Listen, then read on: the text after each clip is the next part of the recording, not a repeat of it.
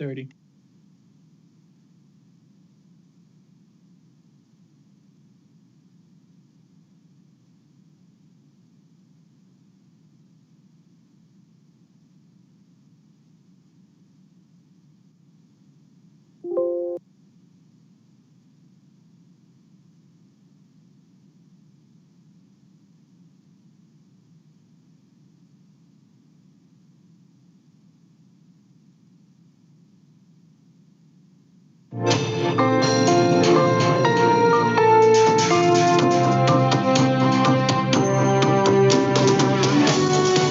You're listening to Radio Sputnik.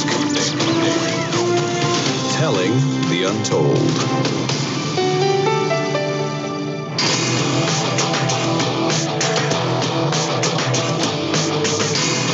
Fault lines. Live from the divided states of America, it is now time for another 3 hours, another week of the most disruptive show in American politics. In the politically independent corner, I am your investigative political analyst, Shane Stranahan. And in the left corner, I am the indefatigable, ever vigilant, a burning ember in the darkness, your political analyst, Jamarl Thomas. Together we are Fault Lines with Thomas and Stranahan. All right, we're doing the headlines. These repeat at 8 and 9 a.m. Eastern once every hour at the top of the hour. After this first batch of headlines, we go into Jamarl's monologue, and after that, we're taking calls. In the news, though, let's get straight into it. President Trump is expected to nominate a Supreme Court justice this week. He will be replacing Ruth Bader Ginsburg. This is the real big headline, who died from metastatic pancreatic cancer on Friday. Rest in peace. She was 87 years old. This sets this up for a nasty contest, however. Democrats, including Joe Biden, are saying that the winner of the presidential election should choose the Supreme Court nominee, with Republicans, including Senate Majority Leader Mitch McConnell, pushing to hold a confirmation vote in the Senate soon. Again, this sets the Senate up for a late election year Supreme Court justice nomination that is without precedent in recent American history. Democrats are reportedly considering some radical options in response. On Twitter, House Judiciary Chair Jerry Nadler said that if the president and Senate Republicans try to get a new nominee, then the quote, this is a quote, then the incoming Senate should immediately move to expand the Supreme Court, end quote, which would be the first such change in over 150 years since 1869. Nancy Pelosi says she has not ruled out impeaching Trump a second time, which would also be a first for a president. The default response from Senate Democrats will likely be a filibuster, however. At a campaign rally this weekend, Trump said that he is going to choose a woman to replace Ginsburg. In our next headline, President Trump has approved a deal between ByteDance, the company that owns TikTok, and American companies Oracle and Walmart, just hours before the app was due to be banned from app stores.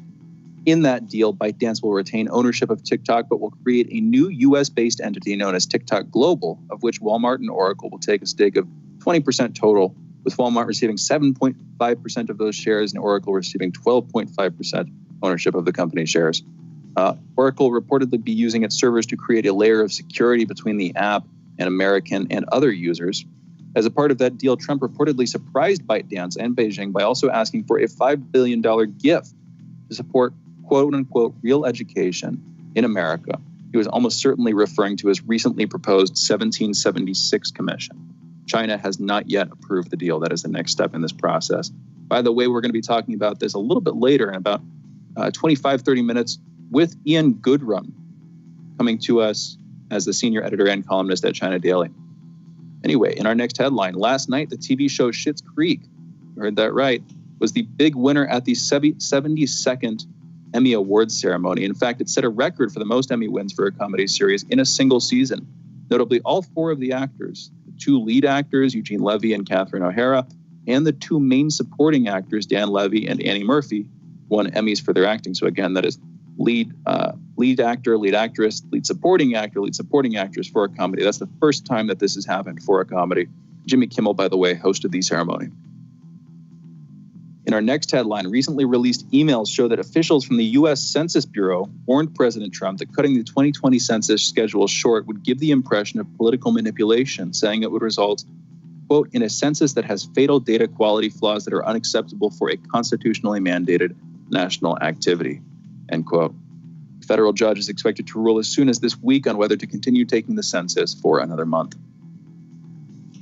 Tropical storm Beta will come ashore along the Gulf Coast of Texas late tonight. It's expected to dump up to 15 inches of rain in some areas. The heaviest weather is expected to hit the northeast portion of Texas's coast this week. And in my last headline, shares in 2 international banks are reeling after leaked documents show that white-collared criminals used the banks to launder about $2 trillion of dirty money. This led to the share prices of HSBC and Standard Chartered dropping precipitously following these disclosures, which, by the way, came from the international community of investigative journalists. And you're all caught up. That's the news. You're listening to Fault Lines with Thomas and Stranahan.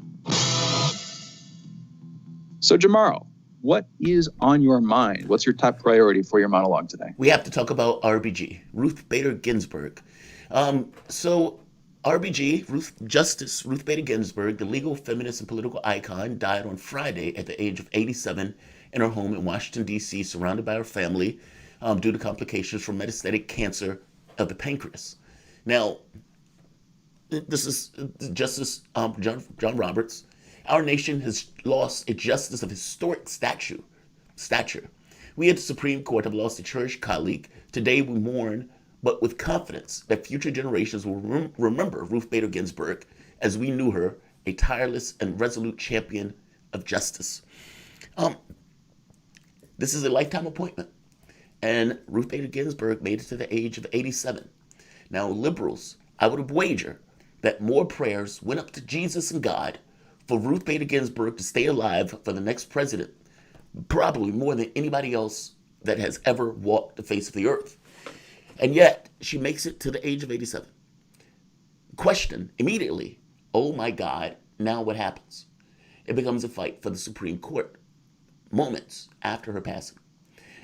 Let's hear what took place back in 2016. Now, Obama, milquetoast Merrick Garland, if you remember, was the guy that Obama put up. And Republicans howled, we can't put a pick in when the next president is about to be chosen.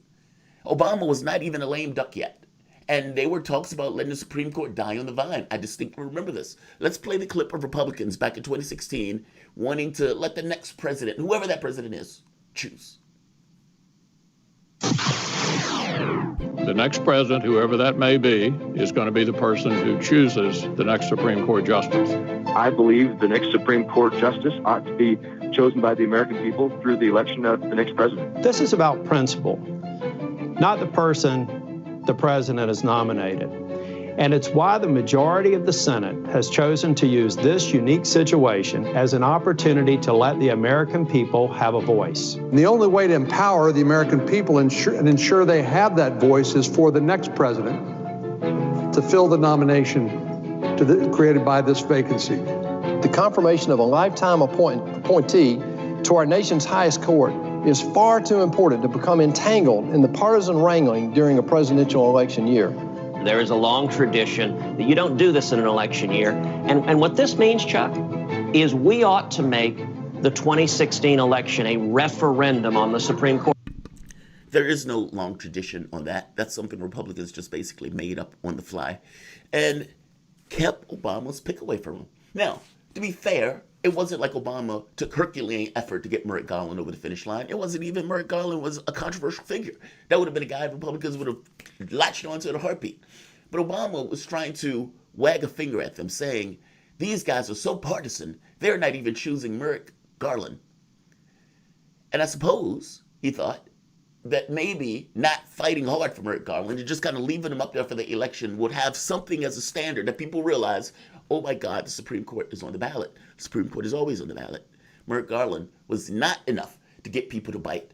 And yes, when Donald Trump came in, he put a bullet in any notion of Merrick Garland getting on the Supreme Court. And Obama's pick, who was rightfully his, vanishes into the sands of time. How sad. I bet you wish you would have fought for that Supreme Court pick now, Obama and the libs out there who thought that, you know, they were going to use that as a way of trying to get elected. I hate to tell you this, despite all of the hypocrisy that you've just heard, it's not going to matter. Donald Trump is going to put his pick up, and the Republican Senate will confirm whatever pick Donald Trump puts up. They're not going to care that this video exists with all of them saying the exact opposite in 2016. What is going to matter to them is they get a lifetime appointment of any random person who Donald Trump wants. The Democrats can do whatever they want. They can complain, they can moan, but I don't have it in me to believe that the Democrats are going to try to filibuster, if indeed even possible, this pick. We'll see. Now, the catch becomes, what's for the lefties coming up next if, by chance, they're able to win? Let's say for the moment Democrats get a spine and do decide, okay, Donald Trump gets this pick, but we need to do something else extravagant in order to minimize or mitigate the pick. Are there options? Yes. You heard one, packing the court. Now, FDR tried to pack the court when they kept shooting down policies that he wanted to put in place, and people howled and complained about the packing of the court. That said, you still have options, whether it's putting time limits on the amount of time that these guys are in their seats. That's one option that I don't necessarily think people ever really talk about. But at this point, when you realize that the Supreme Court is an overtly political body, regardless of what they tell you otherwise, why do you think they fight so hard to get people on the Supreme Court? Why do you think every 4 years Democrats say, hey, you may not like our candidate, but at least we got to fight for the Supreme Court? They do that because regardless of what they tell you and what they try to convince you, the Supreme Court is an overtly political body every bit as much as Congress. Those votes are canned. Did you really have any idea or any doubt on what Anthony Scalia would vote for? Or for that matter, Roberts, who's considered to be a swing vote, is basically a right-wing vote. And yeah, he may have some feelings about the Supreme Court in regards to legitimacy and everything else, but do you really have questions about where the vote is going to go, especially when you get into issues of corporate or, for that matter, issues of government overreach? The picks who Obama put in, or for that matter, who Clinton put in, are going to go a particular way, and the picks who George Bush put in, or for that matter, Donald Trump put in, are going to go a particular way. It's already known in advance. The question for your country, and honestly for lefties or Democrats or for that matter Republicans, is do you want an overtly political body like this? And is there any way to even stop it from being overtly political if indeed they're chosen basically by the same political actors who are overtly political in their day-to-day life? Yes, Donald Trump is going to get his pick. I think you need to accept that. If you're liberals, you need to accept that. The question for you becomes, what do you do once the Supreme Court has been changed over a period of time where it's going to be that way within the course of our lifetime, far and hard to the right? And do you have the nerve to even do anything about it in the first place? I don't know if you remember this. This was somewhat of a throwaway line of Bernie Sanders at one point. But Sanders made the point that, yeah, we can rotate these guys out, meaning the Supreme Court would have to be something that you deal with, regardless of who is going to get elected. But in this very specific case, Donald Trump is going to get one more pick, and that is going to put the Supreme Court firmly into the hands of the right wing. And the question now basically is, what do you do about it? No, I don't necessarily want to immediately jump over the fact that a woman just passed. No, I don't want to jump over the fact that she was our Supreme Court pick and everything else. But the reality of it is, people have been thinking of what they were going to do just in case Ruth Bader Ginsburg wasn't going to be able to make it. She clearly was ill. She clearly had medical illness and things that were plaguing her. And now all of that has come to a head all at once. What's going to happen?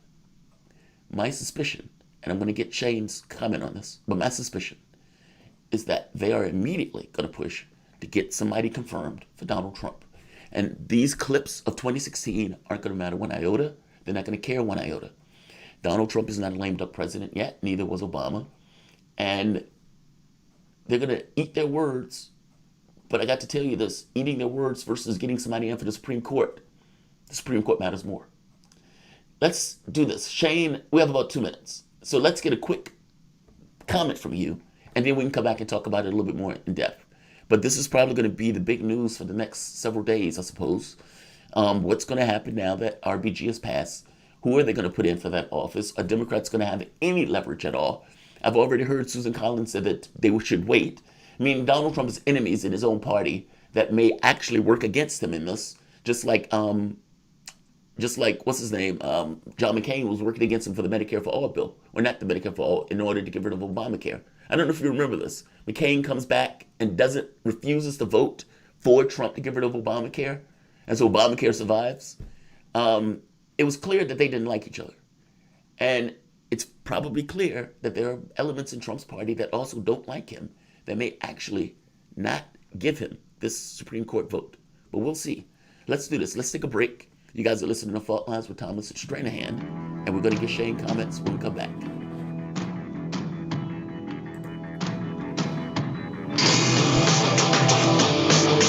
Fault Lines. This is Radio Sputnik.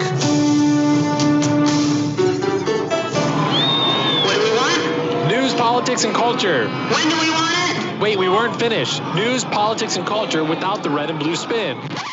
Okay, so now when do you want it? Daily from noon to 2 p.m. Eastern Time. Okay, satisfied now? Never. Tune into Political Misfits on one.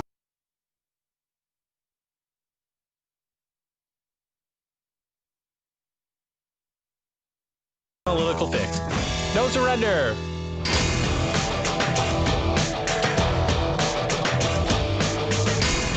Fault Lines. And we're back. You're listening to Fault Lines with Jamarl Thomas and Shane Stranahan. And I'm going to respond to Jamarl's monologue. We're usually taking calls. I'll put that out in a minute. I guess, you know what? If you want to call, and we will have time, 202-521-1320 is the number to call. But first, I think here's what's going to happen, Jamarl. I think, first of all, you're right. Morally, there should be more time. It should be like, at least a day. I don't even know that, I'm not going to put a limit on it, but there should be more time given to memorialize people of such high stature. So that's thing one. Thing two is what's likely going to happen here is Trump and McConnell are going to push for it. Democrats will probably try to filibuster. I don't know if that will work, though. We'll be talking about that more later in the show, I'm sure, but I don't know how well that filibuster process will work. Republicans have the Senate. Only 2 Republicans right now have said that they won't back this, and that leaves 51 plus Pence to get this through. And I don't know. We'll see what happens. I wasn't paying as much attention when the Merrick Garland stuff was going on, so I've been having to read back through that and some of the specific process. Like I can't tell if there's you need the supermajority for the filibuster to be broken, or if the Republicans successfully changed that back in 2016 by giving I don't even know. My point is, I want to get somebody who's better informed to sort of answer some of the specific questions on how this process is going to go. But if Democrats can't filibuster it successfully, if they can't keep Trump from getting it through, then they've already said, Jerry Nadler, House Judiciary Chair, has already said he's going to be pushing. He wants 2 more seats added to it. At the very least, he said that he wanted to expand it. That would very likely mean he wants raising it from 9 to 11 seats. Yeah, he wants to pack the court. That's what FDR did. He wants to pack the court. Exactly. Basically, FDR, when he was trying to get all of these policies through for the New Deal, which is interesting, right? Because we are in a crisis, like Great Depression level crisis. And at the same situation, FDR was trying to get so much through that they were striking his stuff down. And his thought was, I'm going to pack the court. And people flipped out. Now, Nadler and Democrats are probably going to be okay for this now. Like, yeah, let's pack the court now because we don't like the fact that Trump gets another Supreme Court pick. And look, either way, even if you were a lefty, you were going to have to deal with this.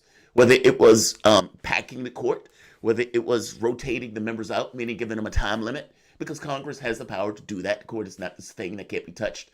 Congress has the ability to do that. So if Congress gets to the point where it thinks the court is so overtly political and so over the top skewed, then yeah, Congress has every power that's provided to it to basically say we're going to add members onto that court, or we're going to rotate the term of the members out. So there's a time limit on it. But whatever they end up doing with that, let's just be clear. Obama should have fought for Merrick Garland. I was around during that time. I was paying attention during that time. Here's the catch. If Congress comes in, Congress, when it first comes in, has the ability to change the rules. So Mitch McConnell could change the rule. When it first came in, it said, all right, you guys we're going to get rid of the filibuster in Congress, in the Senate. Mitch McConnell could have done that. And I don't entirely remember if he did that going around when Trump got in office. Meaning, I don't know if Democrats have the power to filibuster this. I don't know. I don't remember if it was remaining, if that makes sense. So yeah, you're right. We're going to get somebody on to discuss it a little bit more in depth. But I do remember at that time that, Merrick Garland was being pushed. Obama didn't have the power to force him through, or at the very least, Obama didn't fight for him like he had the power to push him through. And so you had this situation where the Republicans were willing to let it die on the vine. They were just setting the time up. They would filibuster an entire way through so Obama couldn't do anything about it. And so now you have this situation where roles are reversed, but Republicans are holding the Senate. And what do you think they're going to do? And what do you think they're going to say?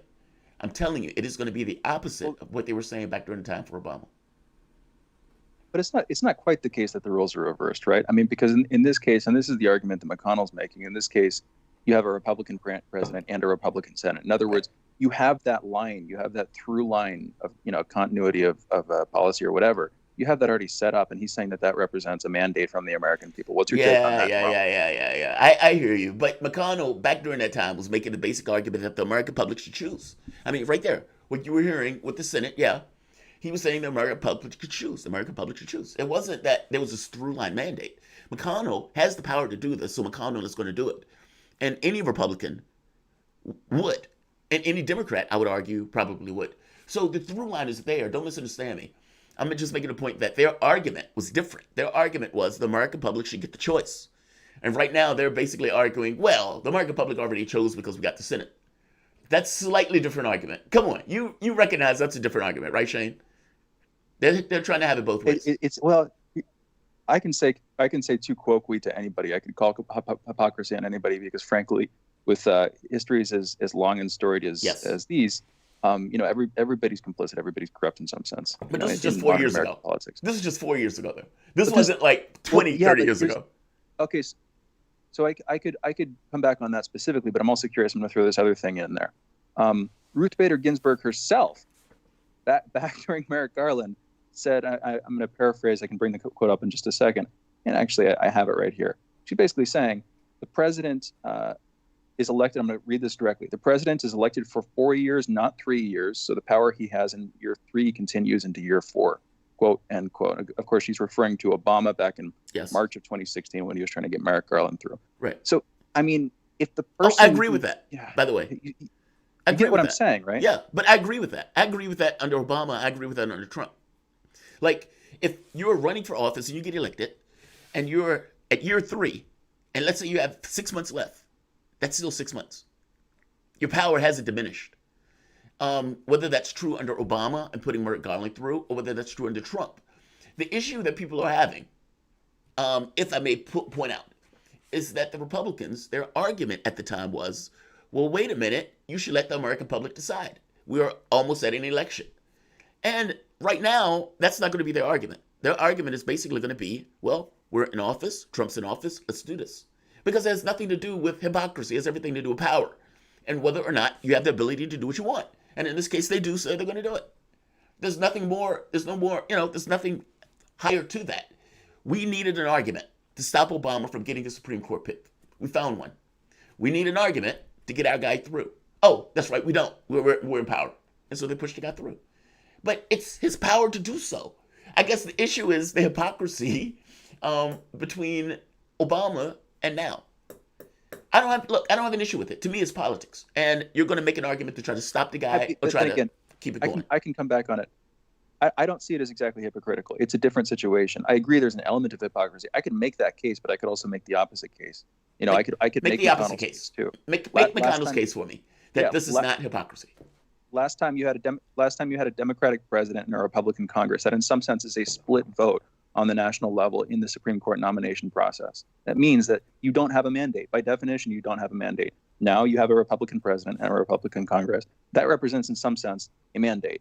So, to push it through. It's just you have a bunch of Democrats who really don't want that to happen because that would be, 3 successful Supreme Court nominations in the first term. But they didn't argue mandate. Wait.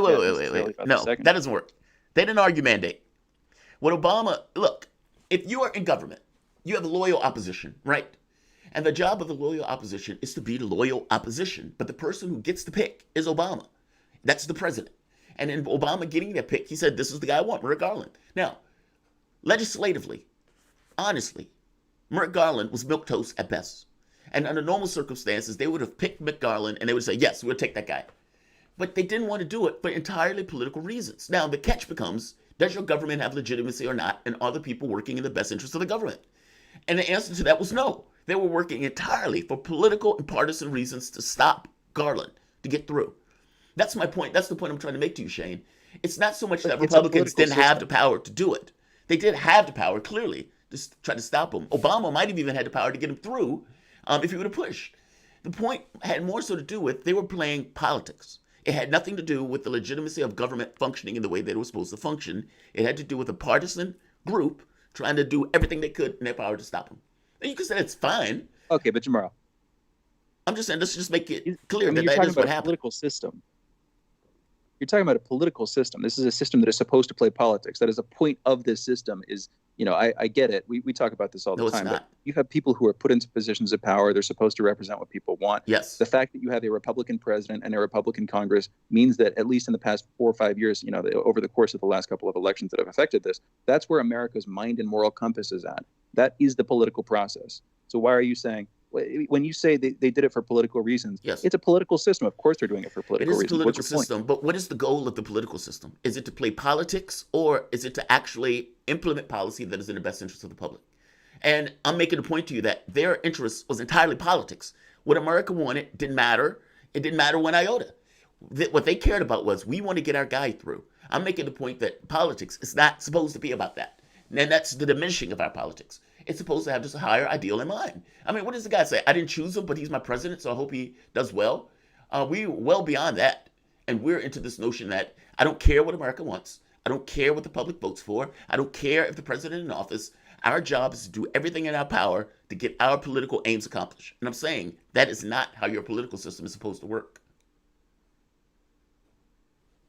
I don't want it to work that way either. I want people to have ethics. I want our leaders to have ethics. The problem is I guess we're having a sort of Republican versus Democrat conversation right now, and I see Exactly. Democrats and Republicans as sort of mutually corrupt. Right. In 2016, the Democrats, if they had had a Democrat-led Senate, They I'm would sure push they them would through. push Merrick Garland. 1,000% There's through. no doubt. But I'm making the point that is not how your political system is supposed to work. That's how it's working. I'm saying there's a difference in those things. I agree.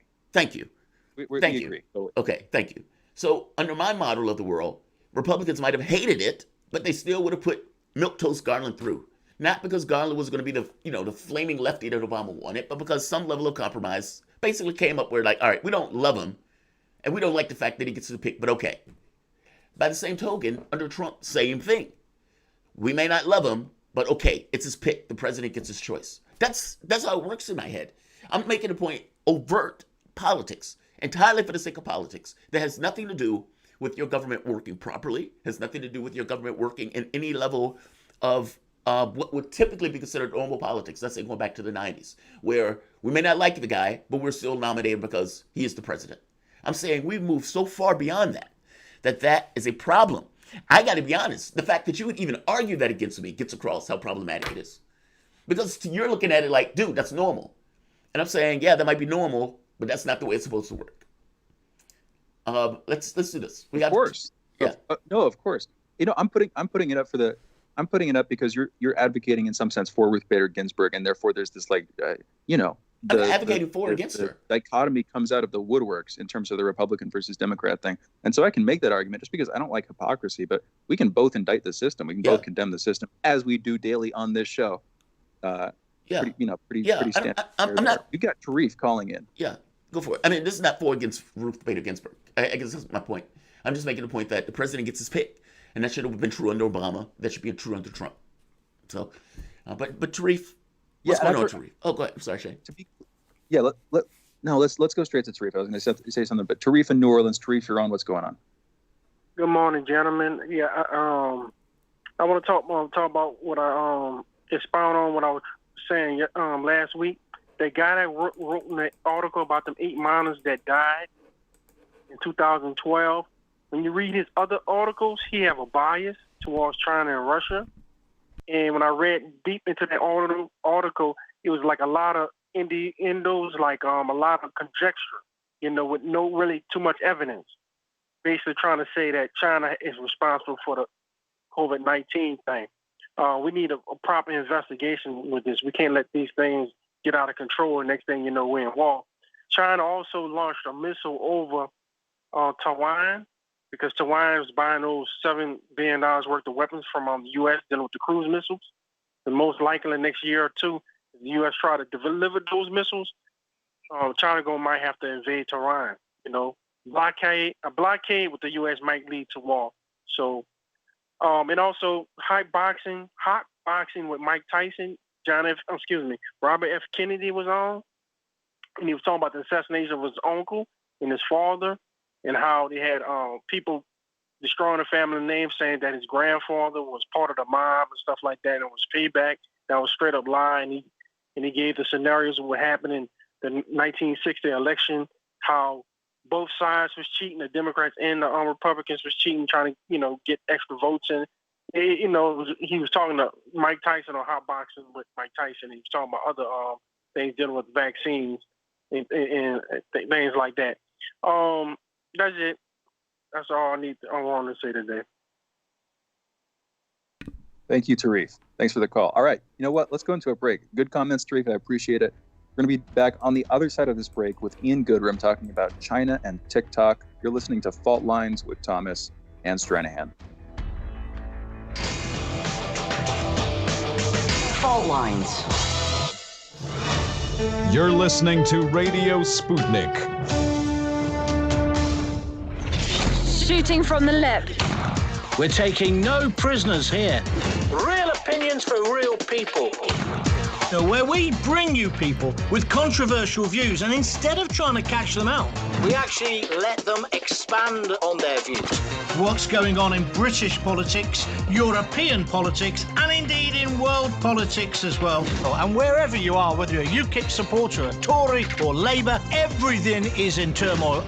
John Gaunt. Shooting from the lip.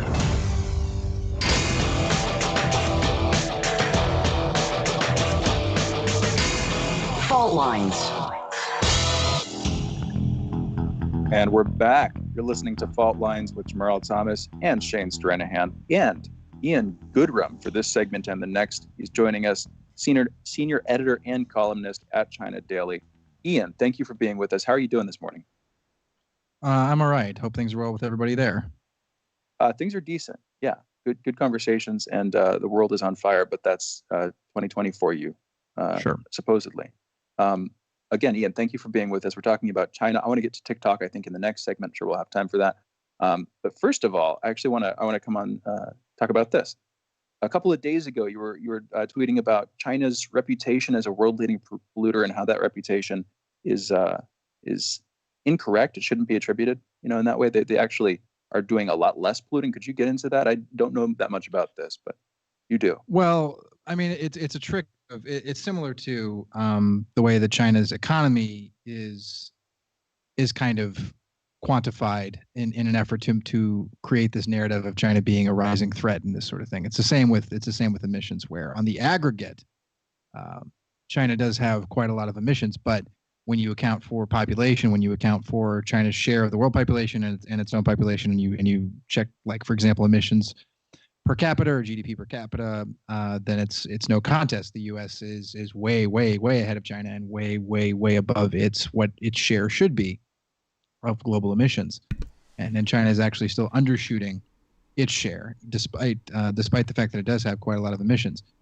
The fact that it has nearly 20% of the world's population makes it a lot less alarmist kind of a thing if you do the proportionality and you correct for that. But of course, it's in the interest of people building an anti-China narrative to say that China is the biggest polluter, China has the second largest economy, using the aggregate numbers in the hopes that people listening or seeing this will internalize that logic and not question any further than that. Well, there's like 1.3 billion people in China.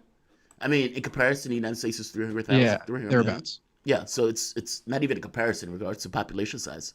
Let me ask you something else. There's supposed to be an initiative in China, an anti-poverty initiative, basically to get rid of extreme poverty by the end of 2020. Are they on pace to do this? What were some of the initiatives? And a report came out yesterday, I believe, or day before yesterday. I think it was Friday or either Thursday, that basically was making the point that China was taking more agency in their economy. And I was wondering if those two things were related, meaning this notion of, okay, we're going to try to get rid of extreme poverty by 2020, and also being invested more so into the economy coming up. Or are those things related? I mean, you would know better than I would.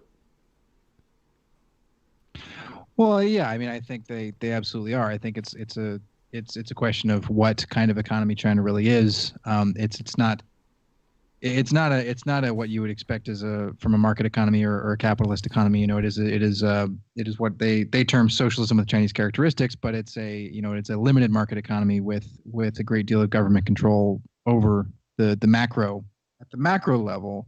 Whereas on the micro level, it looks very similar to a market economy because you're engaging in transactions. There's a moneyed currency that floats not strictly based on labor, as you might think in a traditional kind of in a vacuum Marxist economy. But the macroeconomic priorities are different from what you would get from a capitalist market economy, and it's not necessarily about maximizing short-term profit. It's about achieving other objectives, other more important objectives, one of which is poverty alleviation, and another one would be environmental protection. So yes, in the 70 years since the 1949 revolution, where the People's Republic of China was founded, you've got a poverty rate. I don't have the exact numbers, but you've got a poverty rate going from the high, I think very much above 50% in the early years down to the less than low single digits, and even less than that in urban areas. And that's just the World Bank poverty line. China's own poverty line, when accounting for purchasing power and the yuan and the cost of living, is actually higher than the World Bank standard. So you've got a higher standard by which people are falling under that, coming out from under that line. And it's not one policy strictly. It's a lot of different things, and it's tailor made. It's called targeted poverty alleviation because for the first 60-70 years, or excuse me, the first 50 to 60 years of the PRC, there was the broad-based policies that were created after the revolution created this tendency towards poverty alleviation. Economic growth came with that as well, most notably after the 1978 reform policy began, which allowed for quite a few people to come out of poverty. But in more recent years, in the last 20 or so years, that's not enough. You have to pull the vine, or pull the plant from the root. I was going to say pull the vine from the root, but I'm pretty sure a vine is a sort of root. So you've got a situation quite similar to the U.S. At that time, before this targeted poverty alleviation policy started, where you have a general prosperity, but you still have pockets of poverty, pockets of privation that in the U.S. haven't really been handled. They've just been kind of papered over if there's been any treatment at all. But in China, there's direct targeted policy that involves building of new houses, laying down of public services, electricity, running water, relocating some people from remote areas into new villages, employment initiatives. But then also for existing villages and existing communities, you have also the pinpointing of specific products, specific industries that are particular to those places. So for a lot of these rural areas where there were officially designated as poverty-stricken counties, you have a lot of agricultural products that are especially unique or especially in terms of their quality, in terms of their flavor, whatever it might be. And so with the development of logistics and transportation, you have an economy that can get rural products from these areas to other parts of the countries very quickly, to the point where you can actually sell them.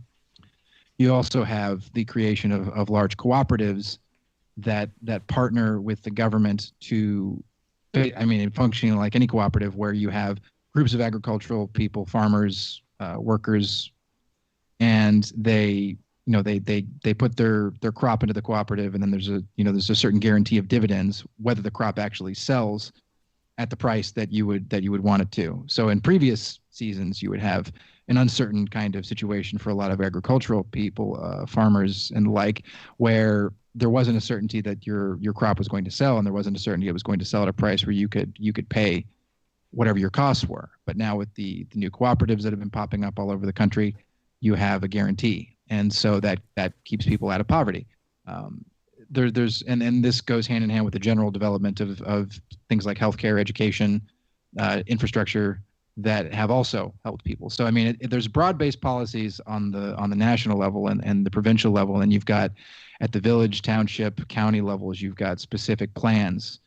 Basically, these places are playing to their strengths and are integrating into the national economy in a way that boosts incomes and gets people over that line. And so, effectively, by the end of 2020, in time for the 100th anniversary of the founding of the Communist Party of China in 2021, you will have ended extreme poverty as defined by China's own statistics and by the World Bank. So that's an overview, I suppose. Wow, that's phenomenal. That's utterly phenomenal. Go ahead, Shane. I'm sorry. These tie in together, actually. So we started talking about green energy and pollution levels, emissions. One of the big things here, and I want to get into specifically what China is doing in terms of its green policy. One of the big long-term concerns here is that as various nations develop more and more, their energy use seems to go up. That's a pretty clear trend. So people, I'll just use the phrase Western observers. Western observers have been speculating that as China continues to grow and as people continue to come out of poverty, their use of electricity, their use of gasoline, their emissions essentially will increase. Do you see them? What do you see them doing about this? You were talking earlier about how they're taking efforts to sort of greenify the nature of their electrical system, their grid, where they get their energy from. Do you think that'll be enough to counteract the other influence of poverty going down and emissions rising? What's your take on that sort of set of issues, Ian? Well, it's not really a matter of my opinion. It's there was a Nature study that was done a year or so ago. I think it's hard to place, but they basically said through the analysis of the energy mix that China was using for its energy consumption, and based on the standards set by the Paris Agreement, China had already met its obligations under the Paris Agreement, or would by basically that it had reached its emissions peak in 2015. So this was 15 years before I believe the Paris Agreement, or the Kyoto Protocol. I'm not sure which, actually, now that I'm thinking about it. But there was a mandate for countries to reach their peaks by 2030, and China had already done that. Now, since that study came out, the data only went up to 2015. Emissions have gone up a bit since then, but they've also gone back down, concordant with the coronavirus pandemic and its effect on the economy. But one interesting thing that came from that study was that consumption, that is to say, the consumption that had increased as a proportion of the total energy consumption in the years since 2013, have been matched by the increase in green energy as a chunk of that consumption. So all the increased consumption that has happened has been matched by zero emissions technologies. So solar, wind, nuclear, and there's also been large scale conversions of coal, which is of course one of the dirtiest burning fuels you could possibly have, to cleaner, still emissions, but cleaner, more efficient emissions. So I mean, there's been some moves to natural gas as a replacement for coal, with the eye of eventually replacing that with something that's cleaner. Conversion to electricity rather than internal combustion engine vehicles. That still, of course, energy plants consume fossil fuels, but it is more efficient. So it is a better alternative, even if it's not perfect. Ian, explain something to me on that one. Is that chosen by state? Meaning, so the state says, okay, this is what we need, and we want to eliminate X fuel over Y, and so it pushes. How does it work? I guess I'm trying to understand the interplay between state and capitalist actors in regards to how the system works in China, and making a determination for energy production, or for that matter, anything else. Well, I mean, it depends on what we're talking about, but in most cases, you're going to see at the central level, you're going to see broad kind of political goals, broad national objectives put into place, and then you're going to see some pretty wide-ranging autonomy given to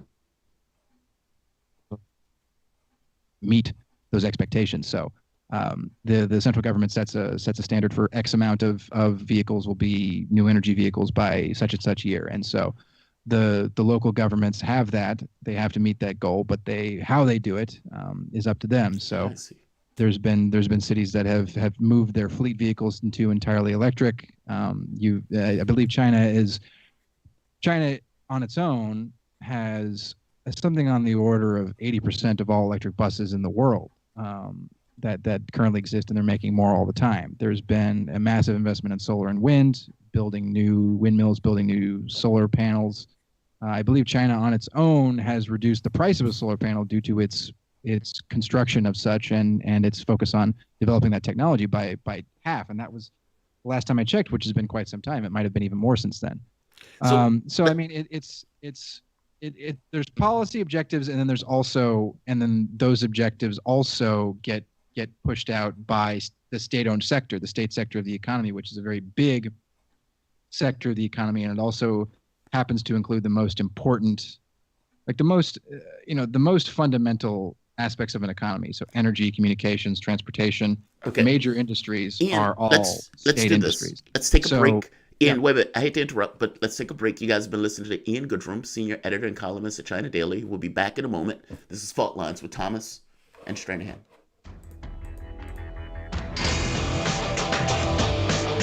Fault Lines.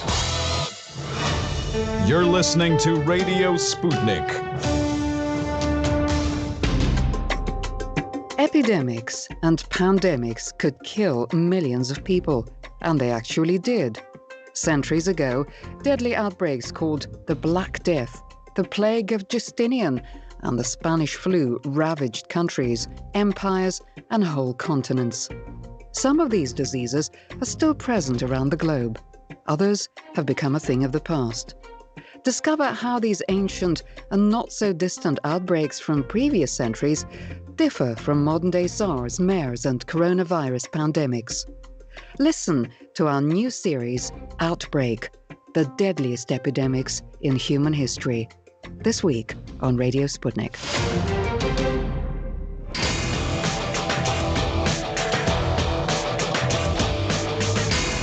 Fault Lines. And we're back. You're lines with Jamarl Thomas and Shane Stranahan. We're also speaking with Ian Goodrum right now, senior editor and columnist at China Daily. Ian, thank you again with us. They want to get into a deal announced last week.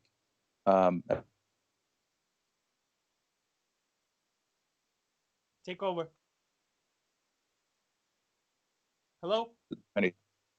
So we are here with Ian Goodrum. There's a bit of a technical issue, but we're going to get into. I'm back. No worries. There we are. What did take over? Okay, so Ian, let's do this. I want to get into TikTok. I want to get into some of the issues taking place right now in regards to how the United States is regarding that industry and what potential retaliation would take place in China's country itself. Meaning, if we're doing this to one of their industries here and we're attacking Huawei abroad, is there any level of retaliation from the standpoint of China to any of our industries? Well, I mean, nothing that I've heard, but it is the deal with Oracle for the 20% of TikTok and its place as a kind of technology partner to host the data. It's interesting. I mean, there's been a lot of chatter about what motivates this. You know, the Oracle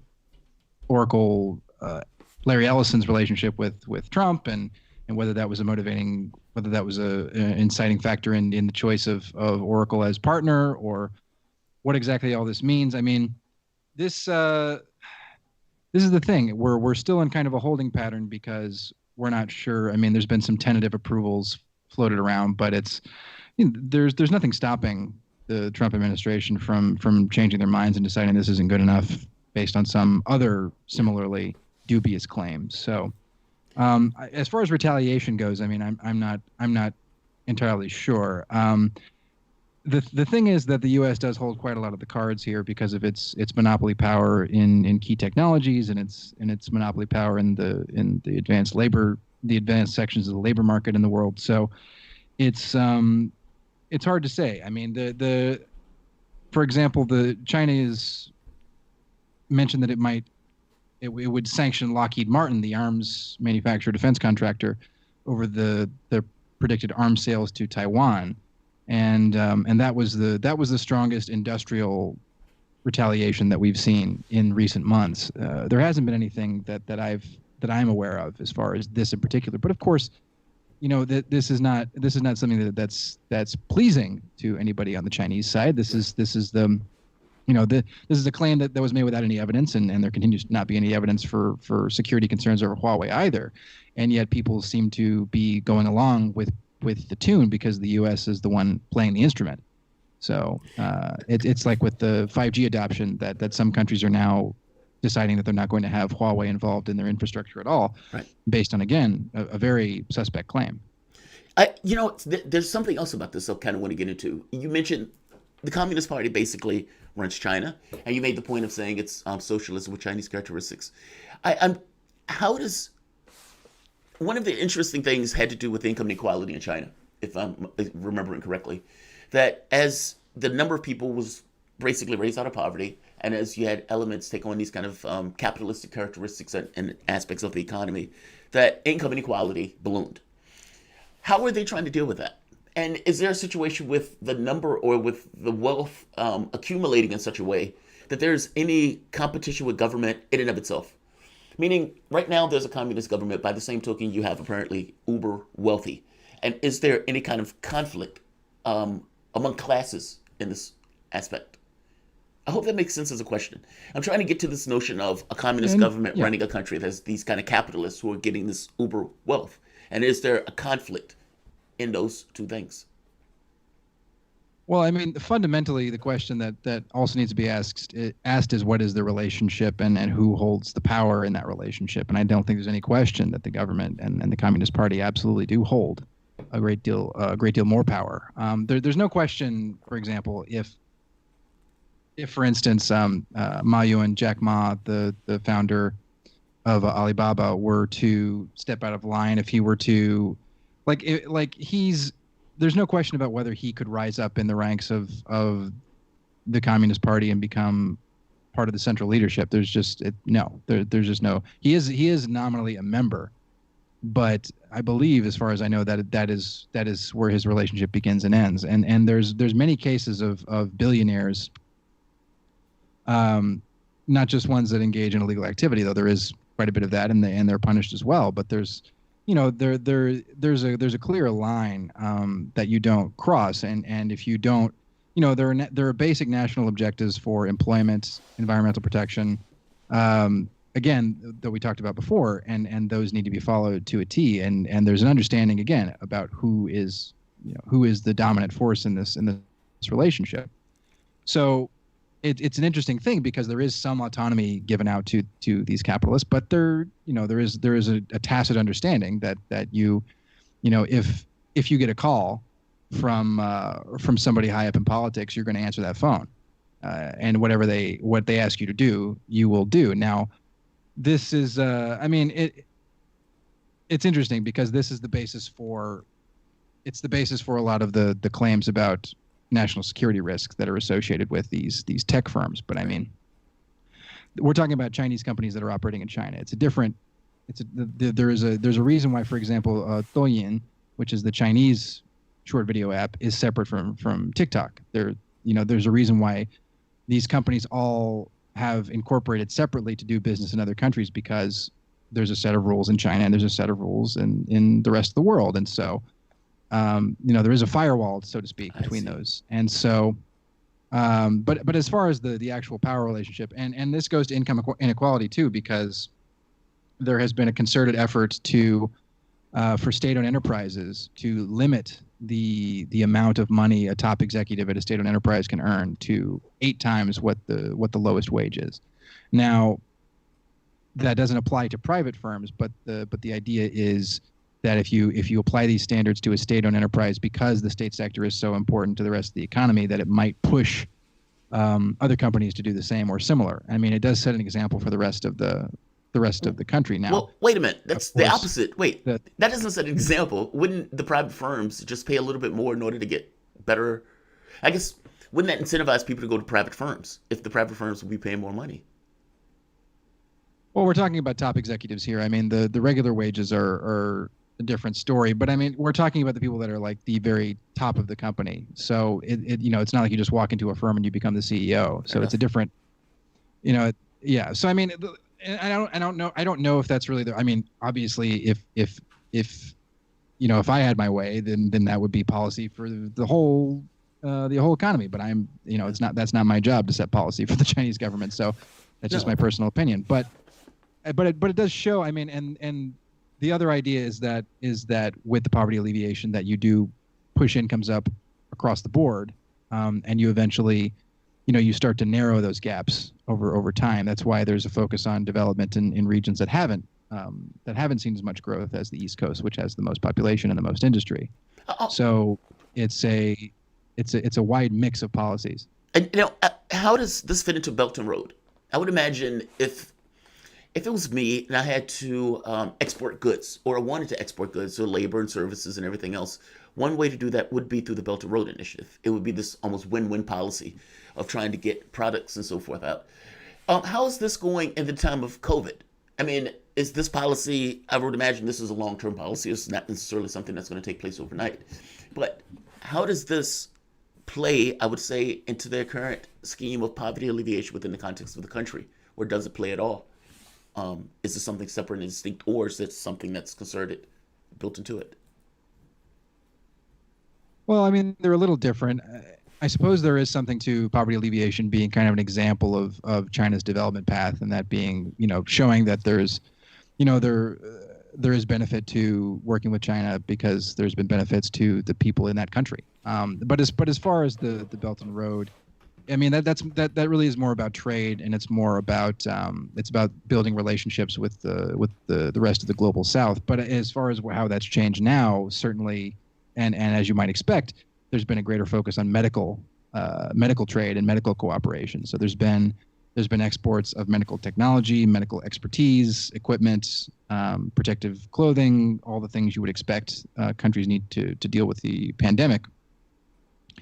And so, I mean, that's the character of the relationships that are being built right now. So there's been a little bit of a change, but there's still infrastructure deals. There's still all the same cooperation that was taking place before, but there's been quite a lot of sharing of experiences and information and the things people need to beat COVID.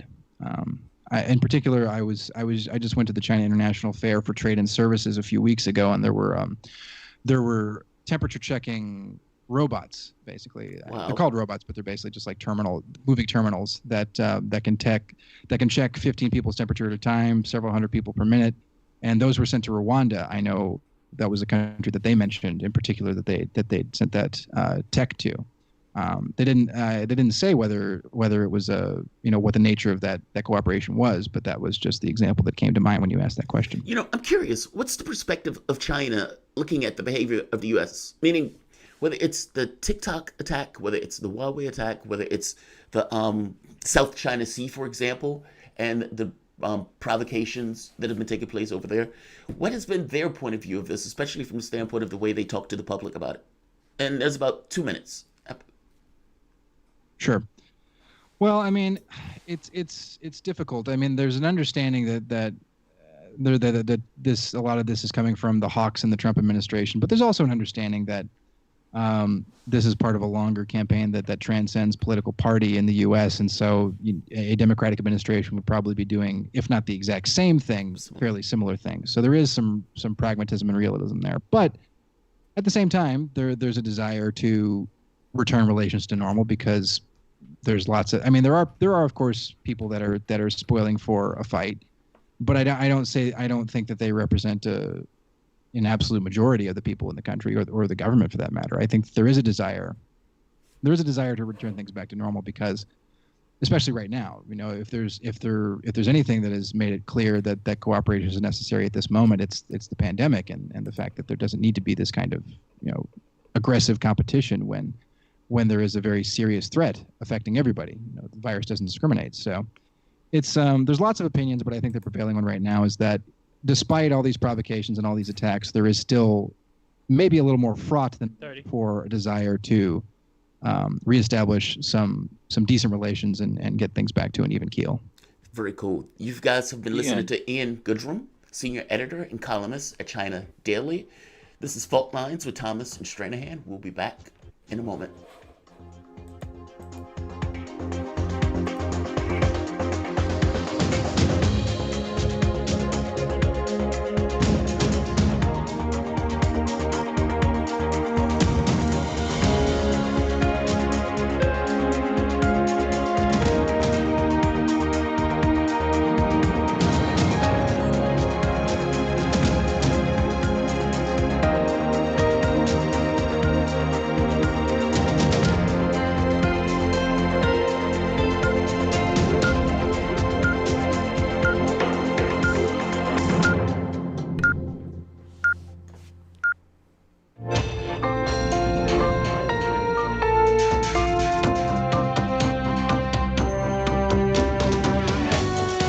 You're listening to Radio Sputnik. Telling the untold.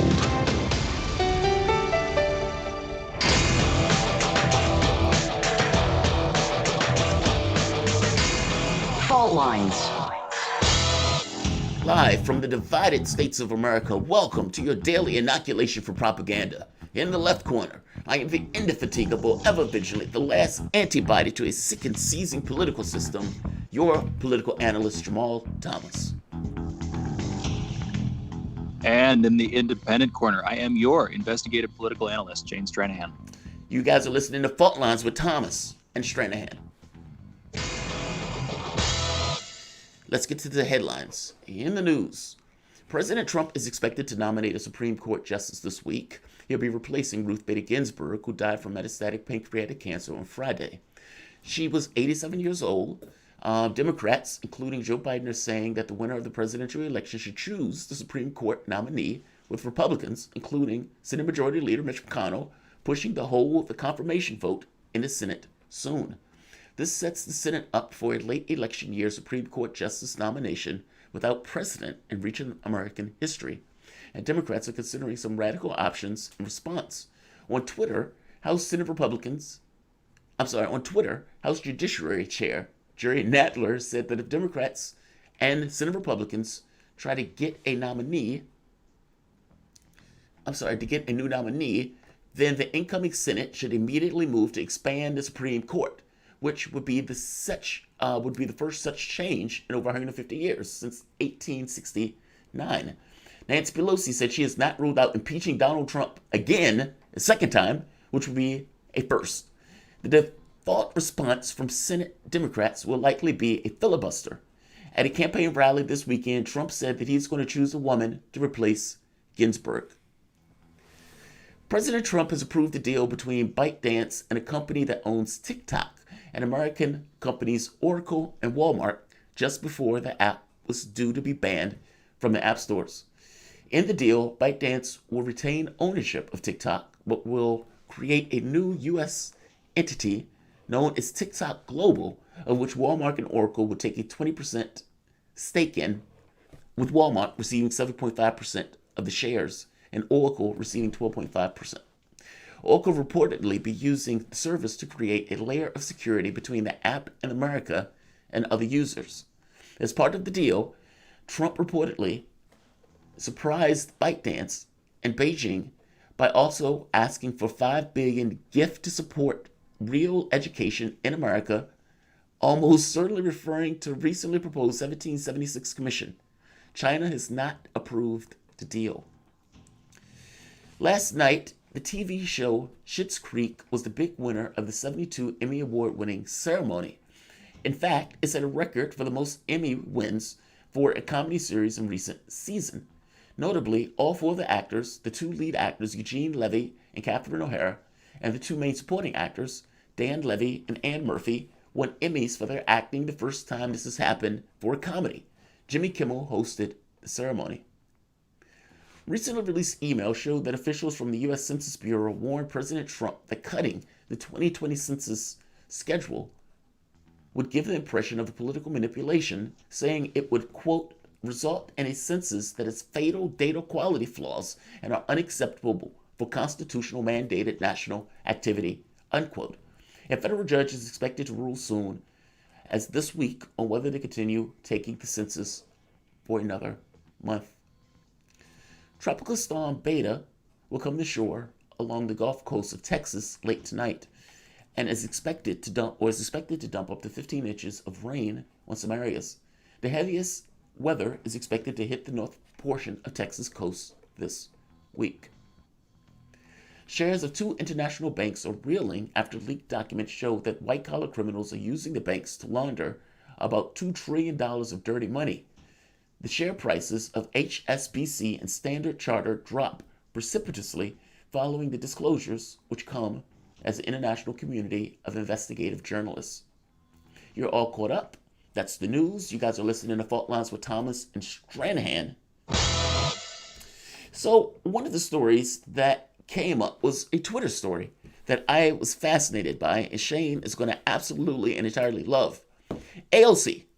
AOC was making a plea for people to vote for Joe Biden, and I want you to hear a pitch. Straightforward, unapologetic, shameless, sheepdogging. But let's hear AOC make her pitch for all that Joe Biden. Give Joe Biden your vote. Let's hear AOC make the case. Thing you need to do is vote. And I want to talk to some of my brothers and sisters and some of my brethren that don't vote. And they don't vote not out of apathy, but actually because they feel so heartbroken at our democracy. Because I understand why people say, I don't vote, what's the point? I really empathize with it. I'm not here to dismiss you. I'm not here to poo-poo you. I'm not here to say you're wrong or that you're a bad person. What I'm here to say is that this year, this election, voting for Joe Biden is not about whether you agree with him. It's a vote to let our democracy live another day. That's what this is about. We need to act in solidarity and protection for the most vulnerable people in our society who have already experienced the violent repercussions of this administration. You know the sad part? They also experienced the violent repercussions of the last administration. And the 3 million people who were deported. And yeah, those cages that you complain so much about now, that were also there in the Obama administration. I'm not going to make the case that it was the same level of ferocity. I am making the case, however, that from an efficiency standpoint, these things are both bad. That argument that I'm not going to poo-poo you and all of this other stuff. No, you can't poo-poo any of these people. Do you realize that the majority of the people who don't vote disproportionately are people who are making under $30,000 a year or people of color? Meaning they're not voting out of apathy. They're voting because they don't see a real material gain for their vote. This is not, magic per se. If you had a candidate that was looking out for the interests of the population, those people would go out and vote for that candidate. Full stop. Here's the catch. You want people to go out and vote for Joe Biden as a throwaway vote, almost perfunctory. We depend on you to save the democracy. Those people depended on you, Sanders, and all of those other lefty groups, organizations, TV networks that call themselves progressives like TYT or the Cedars of the world. They depended on you to go out screaming to the hilt, represent our interests. Because here's the catch. If you would have made that case, if all of you would have made that case, and you would have put it as a demand, represent our interests, get our vote, then at the very least there would have been something out there looking for the public's interests and saying, all right, we will represent your interests, public. We will be the group that stands on the wall and say, yes, we will represent your interests. Healthcare is an issue. We're in the middle of a pandemic. So yeah, we're going to push for that. Getting rid of student debt, that's an issue. So we're going to push for that. And we're going to hold those things up as a demand. And we're going to say, if you want our vote in this critical season, if Donald Trump is indeed a maniac that is going to destroy democracy itself, then shouldn't you represent those people's interests and take policy that would organically pull people to voting for you? This isn't magic. And it's somewhat sad and appalling that you're basically telling people, don't vote for Joe Biden for anything. Vote for him entirely because it's going to save democracy itself. You realize that if you would have taken a position of setting a demand, you would have at the very least had the ability to pull potentially a party to a position that would have organically brought the public to it. Meaning, instead of you begging the public to back Joe Biden, you should have been pushing Joe Biden to back what the public needed. This is a sad, sad, appalling case. And, you know, it's sheepdogging at its finest. And I, at the very least, accept this is not Joe Biden giving you anything. This is not even Joe Biden representing your interests. This is just voting for Joe Biden because, oh my God, Donald Trump is a terror. He's going to destroy the world. Shane, I know you love pitches like this by Democrats and AOC when they're basically saying, hey, don't worry about representative government. That's not what you're looking for. You're just looking to vote this guy to keep this other guy out of office. Missing the point that if you would have pushed your candidate, you might have actually gotten that candidate to appropriate policy that would have organically brought people to him. This is opposite of politics. It's okay, man. This is a complicated one. I agree with you. This is ridiculous. I don't know. We have this conversation back and forth, and in some sense, it's an important conversation to keep having. But there is only so much you can damn say about it. She's recommending that people, again, like you're saying, vote for Biden because they need to avert complete catastrophe. Right. We talk all the time about how Trump, even though neither of us like him, probably isn't quite the monster they're making him out to be, especially when you compare him to previous presidents who've also, done terrible things on the national level, started wars, all this stuff. So in some sense, they're playing him up to try to agitate for 2020 election. Right. But is there something deeper in this? I don't know. Yeah, this is a political philosophy conversation. No, there is something. Is there something deeper? Yes, because it gets to what it means. Like, I'm going to get down to the level of representative government. Right. Frankly, is there something deep? My point is, this is an argument that libertarians will make, but also anarchists will make, and some socialists will even make. I think we need more local government because if you have this national federal system, and that is the final lens, that is the ultimate lens, the principal lens through which the political dynamic in America is viewed, and it is the principal tool by which America's problems are ostensibly solved. If that's all happening on the federal level, you are inevitably, it's like statistics, you view yourself as a lottery ticket. Is my vote going to make a difference? And you know in your hearts, it's almost impossibly rare that your vote will make that difference.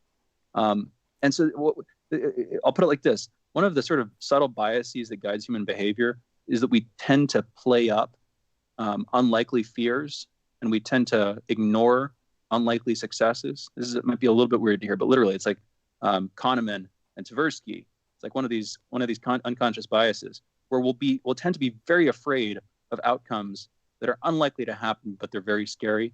And we tend to ignore some of the, slightly more often, options that we have that are still kind of rare that can have with a huge upside. It can come with a huge upside. We're much more easily stirred by fear than by desire, is another way to put this.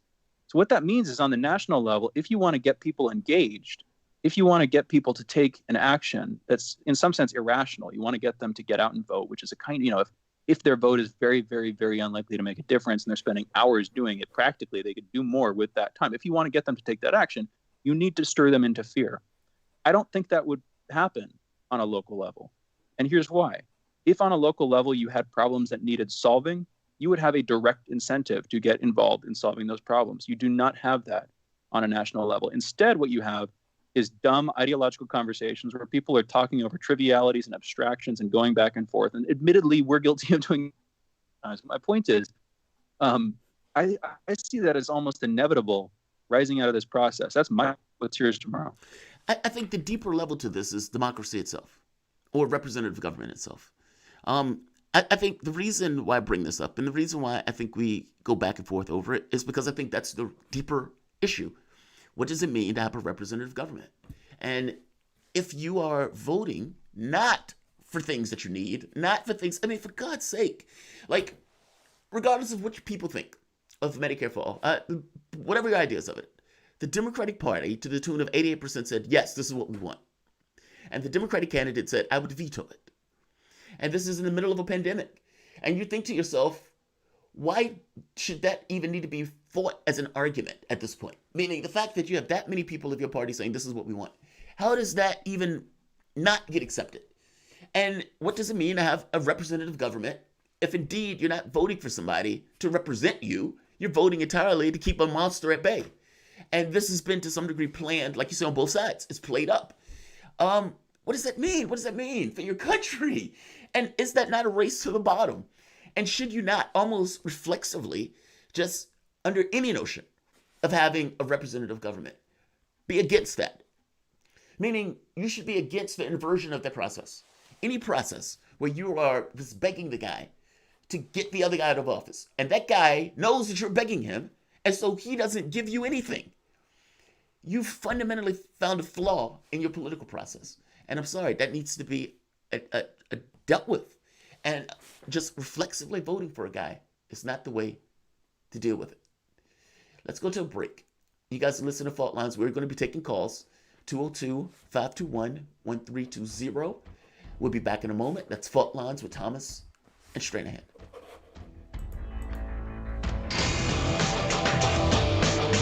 Fault Lines.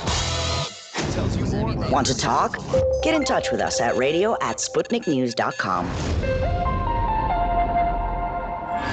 Feeling kind of blue, but maybe also kind of red, and kind of purple, and kind of alone?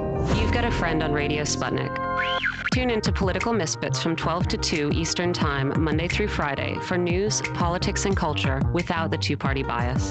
Catch us daily on 105.5 in Washington, D.C., or 102.9 or 104.7 in Kansas City. Or find us on Twitter, Facebook, YouTube, Spotify, or wherever you get your news.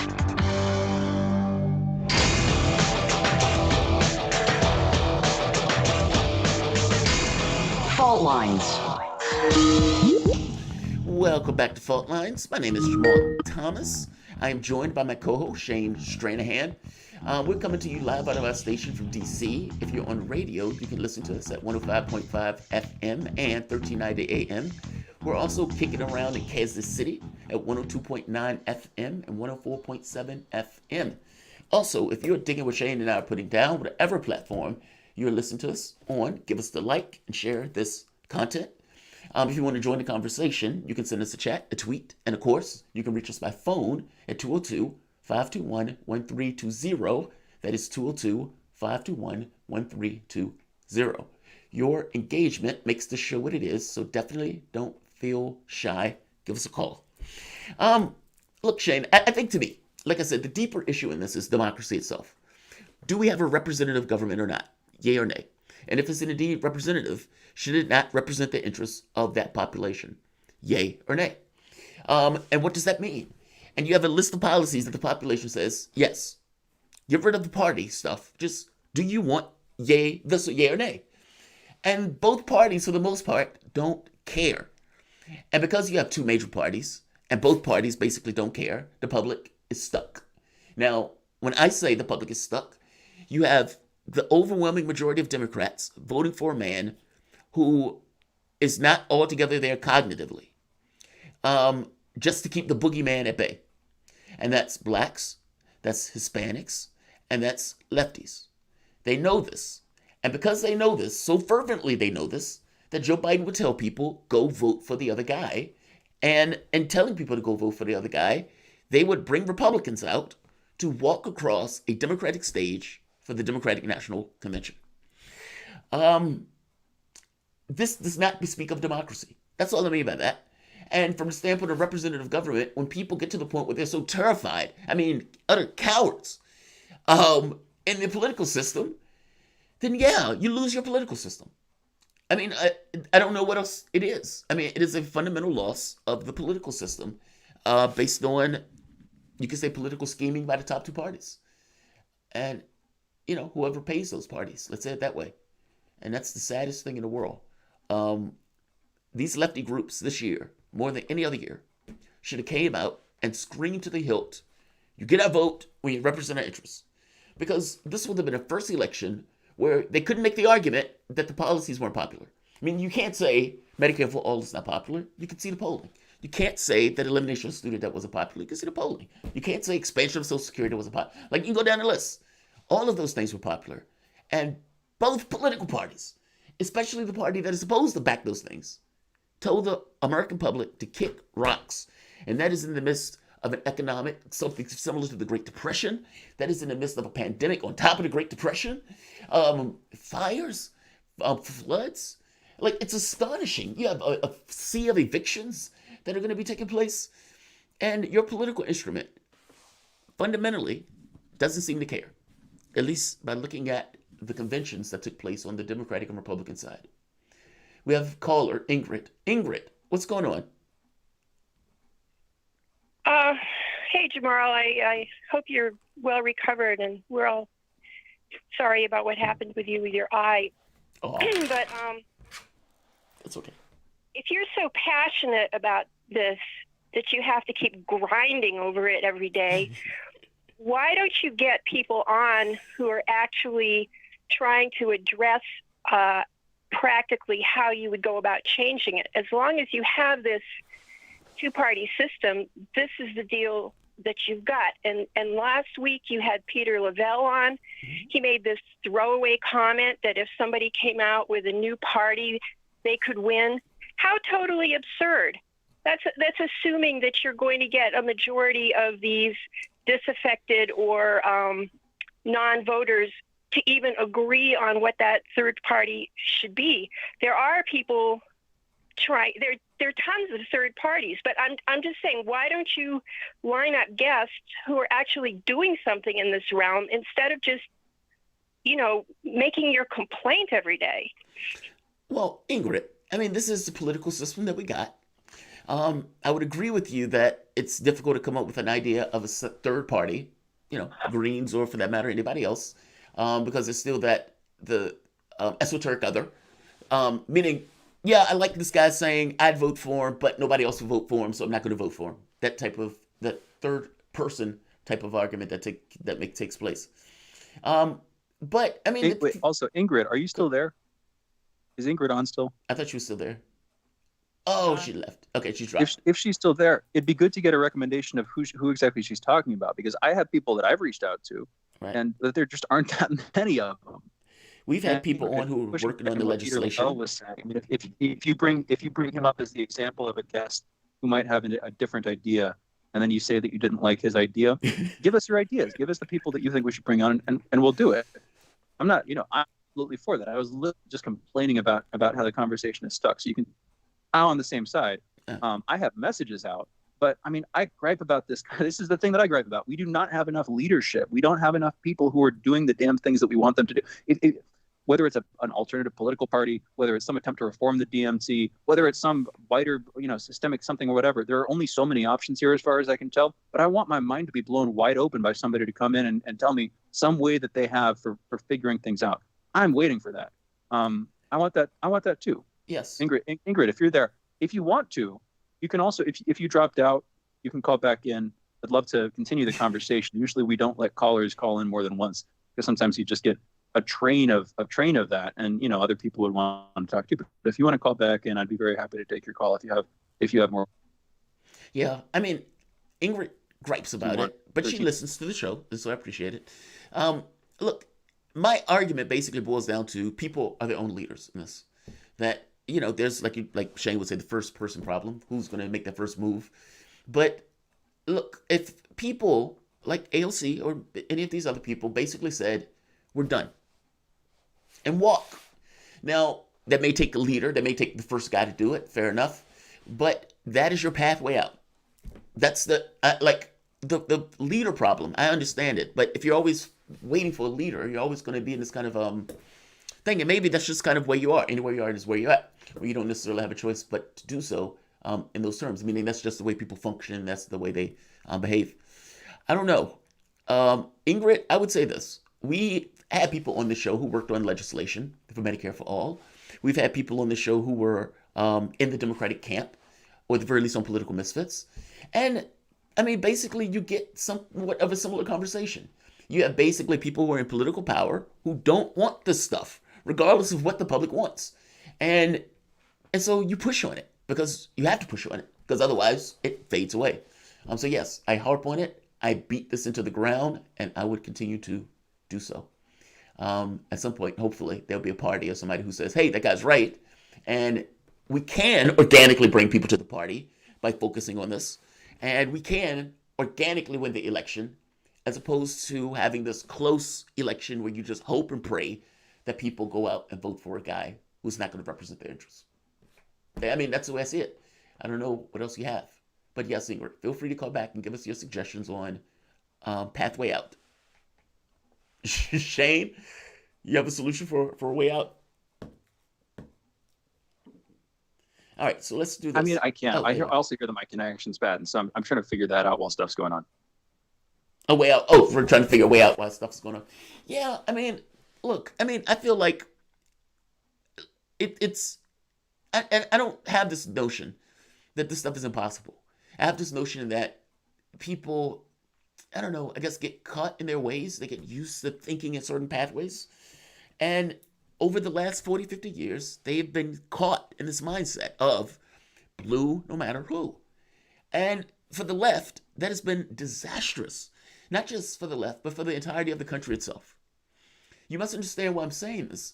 If one side of your political space that has the job of basically saying, we have certain philosophical responsibilities as a country, and we need to ensure that the country remains whole, meaning whatever the economic shocks, whatever takes place in regards to environmental stuff, that ultimately your country doesn't go too far out of alignment with ensuring that your country remains whole, that the income inequality doesn't get to be too obscure or too much, that the poor doesn't get to be too poor, that the rich doesn't get to be too rich, meaning you want to have a country that stays in some level of alignment. And that aspect of the country that has this philosophical responsibility in dealing with that drops the ball.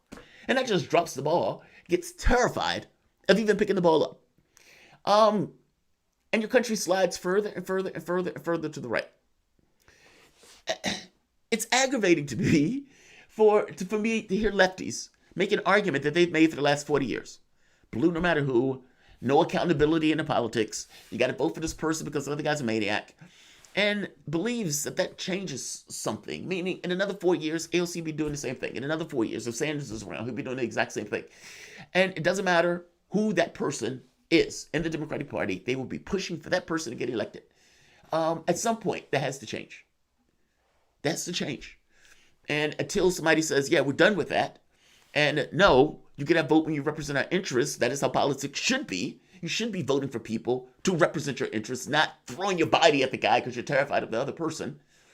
Then nothing in your political space changes. In fact, it only gets worse. Race to the bottom. We have a caller, Michael from Silver Springs. Michael, what's going on? Hey, I just want to say that the ballot, you can't write people's names in every single jurisdiction. Like, there's no space. I think in South Carolina specifically, I can't remember the town.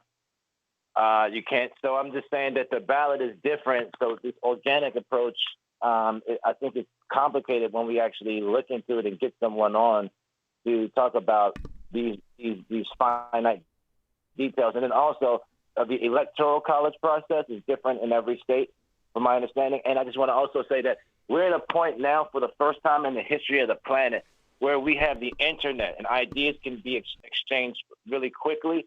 So as far as creating an organic approach where we create some change, the slate is clean. So I think we should remember that. What do you think about that? No, I don't. Michael, thank you for the call, man. Yes, the internet allows new ways of organizing. I mean, part and parcel to the reason why they were going after it so hard after the election was because of the new ways of organizing and the way you can influence and give people information, etc. Yes. But I think crucial to that is pulling yourself out of the political party structure. I don't know how, like, it's almost like a job that you hate, right? And you're staying with that job, and until you let the job go, you can't find anything else. I think that is the way with the political parties, especially from the standpoint of lefties and the standpoint of Democrats. Meaning those people who make the choice of saying, this is all we got, this is what we got to do. And they cling to it like grim death, year after year after year. And I'm saying this from the perspective of an African-American who, no other African-Americans, that just go and say, who's a Democrat? Bam, there's my vote, and leave. Or that we use identity in lieu of real change. Meaning Clyburn, the black misleadership class, as they're called, comes out telling people that blacks need to shut up with that being taken advantage of stuff now that you've been giving Kamala Harris. Think about that. Think about that. How, are you serious how patronizing that is? The idea that her blackness in and of itself should be the thing that you accept in lieu of real material changes to your situation. Meaning, how many of you died during the COVID crisis? Would Medicare for All have helped that? How many of you are going to have medical bills? What, millions of people infected? Would Medicare for All have helped that? Yes. Are they going to back that? No. Does the majority of your population support it? Yes.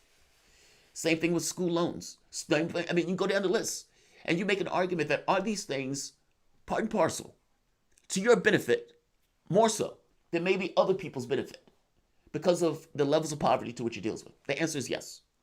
And to have King of Blacks, Joe Biden, who would argue that you're not black if you don't vote for him, not back those policies is astonishing.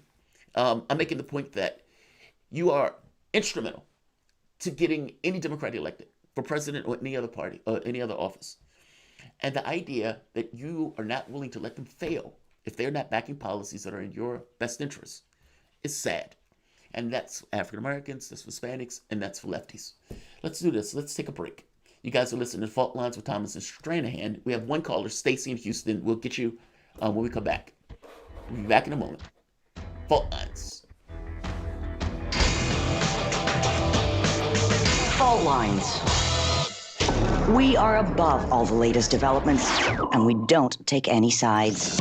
Radio Sputnik, telling the untold.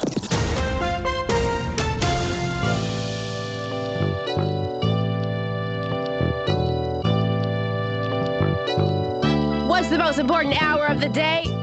It's the Critical Hour with Dr. Wilmer Leon. On this show, we don't just deliver the latest headlines, we divide the real from the fake.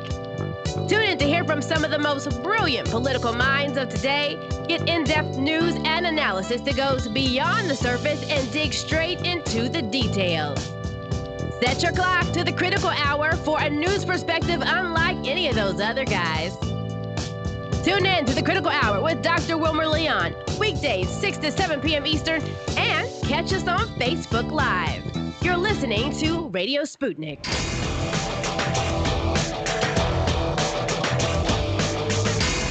Fault Lines.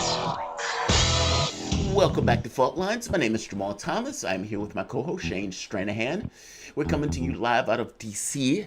You can catch us on radio at 105.5 FM on 1390 AM. But joining us to discuss Joe Biden's, let's call it, invisible campaign in Michigan, is Bill Honigman, retired emergency room physician, progressive healthcare activist, and national outreach director for Progressive Democrats of America. Dr. Bill, welcome to the show. Or Dr. Honigman, I should say. Welcome to the show. Yeah, Dr. Bill. Thanks, Jamarl. Thanks, Shane. Great to be with you. Absolutely. So we were having a conversation about AOC's pitch to lefties. Now, I've said that I find that pitch to be appalling. Now, the reason, and appalling may be too strong, I understand why she's making the pitch. But is it not an inversion of democracy? Meaning, is it not the candidate's responsibility to go get your vote? Meaning that candidate goes out and says, what is the problem that America needs me to solve? And then he says, okay, 30 million people are missing healthcare. 30 million people are out of a job. Blood's on this part of the country. Fire's on the other part of the country. What does America need me to do? And that candidate goes out and says, I am going to do all of these things in order to ameliorate your concerns. That's, to me, what a democracy or representative government looks like. What she's been doing, or what that pitch was from AOC, and what many lefties have been doing, is basically saying, look, just vote for Biden. We're terrified. Vote for Biden. Which is a complete inversion of any notion of representative government. Am I wrong in that assessment? Well, you kind of are, I think, Jamarl. I'm 100% with you philosophically, but practically speaking, we're now in a general election, which really is just kind of a runoff. I mean, I remember in 2016, people were talking about, there were Bernie voters who said they were voting for Trump because they couldn't vote for Hillary, in the runoff.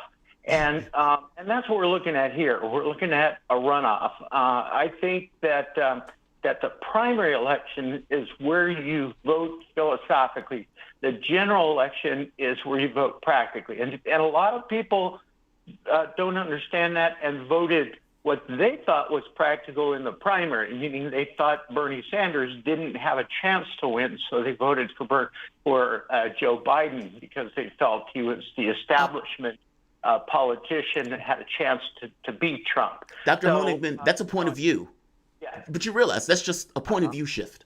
Like, whether you make the assessment that says, all right, this is a runoff, you got to vote for Joe Biden because of whatever reasons you have to vote for Joe Biden. Or whether you make the assessment that says, well, look, it is the candidate's responsibility to get the vote, period.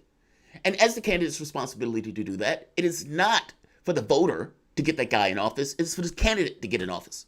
I guess I'm making the point, isn't that not just a point of view shift? That it's not necessarily this absolute value that this is a runoff, et cetera, that is also something to be said of, no, it is the candidate's responsibility to get those votes.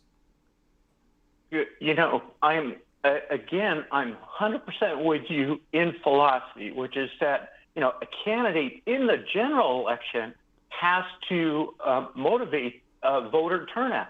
And how do they do that? Well, you know, in one instance, like, say, the Hillary Clinton model was to say, I'm running against Trump. You need to vote for me because I'm against Trump. Whereas, you know, what she could have done was to say, no, I'm for Medicare for all. I'm for the Green New Deal. I'm for Black Lives Matter. You know, and that would turn out the vote. Right. So that's what Biden should be doing. You know, in this case, I agree 100%. But the bottom line is that you know, you only have two choices at this point. And you know, another point along these lines, Jamarl, is that the Democratic Party is split. The Republican Party is not split. The Republicans, you know, line up in lockstep order, and they're going to vote through their ultra-conservatives, you know, become whatever. You know, but the Democratic Party is split. There are the corporate establishment Democrats, and then there are the populist grassroots Democrats. So that's the party that needs to come together to elect their nominee now. And, you know, as far as I'm concerned, as someone who functions in the progressive Democratic Party activist world kind of thing, we're going to keep emphasizing those issues that matter to us, like Medicare for all and Green New Deal, right on through this election into the next one. Dr. Honigman, I agree with you 1,000%. The Democratic Party is split. And during the election, when it went down to policy stuff, I mean, what the public wanted, the public was pretty straightforward in regards to the policy they wanted. And I think you would agree when I make the point that says, 72% wanted to expand Social Security, 69% Medicare for all, 67% $50 minimum wage, 67% legalized marijuana, et cetera, et cetera, et cetera. If that's true, is it not unconscionable for the Bidens, the Clintons, the Obamas of the world to not accept policies that would bring the country together, as opposed to eschewing those policies and potentially losing to a man who they call the apocalypse? I mean, I guess I'm making the point, Dr. Honigman, that it seems unconscionable that the Democratic Party is willing to tank it to Donald Trump as opposed to accepting one or two of the policies that would basically bring it together organically. I agree, absolutely. And I love actually the way you've been framing this discussion for some time now, Jamarl, around what leverage do we have as progressives? You know, what leverage, and that's both inside and outside the Democratic Party. Right. The leverage is getting our people motivated to not just vote, but to help turn out the vote. And, you know, how do we do that? And the prospect is that, you know, that a Biden-Harris administration is one we have some ability to work with, and the Trump administration we don't. That's been very clearly demonstrated over these last 4 years. We have zero chance of getting those progressive reforms put forward. We do have a chance. We will make some progress. Will it be enough, you know, to survive global temperature rises, to survive COVID-19? I don't know that it would be, but at least we have a chance that way, and that is the way our system is set up. But you do realize, and you accept for the moment, that because the Trump administration is so tone deaf in regards to any kind of lefty priorities, that the Biden administration can just also be as tone deaf. Like I guess I try to make the point that basically, from the standpoint of leverage, there is none.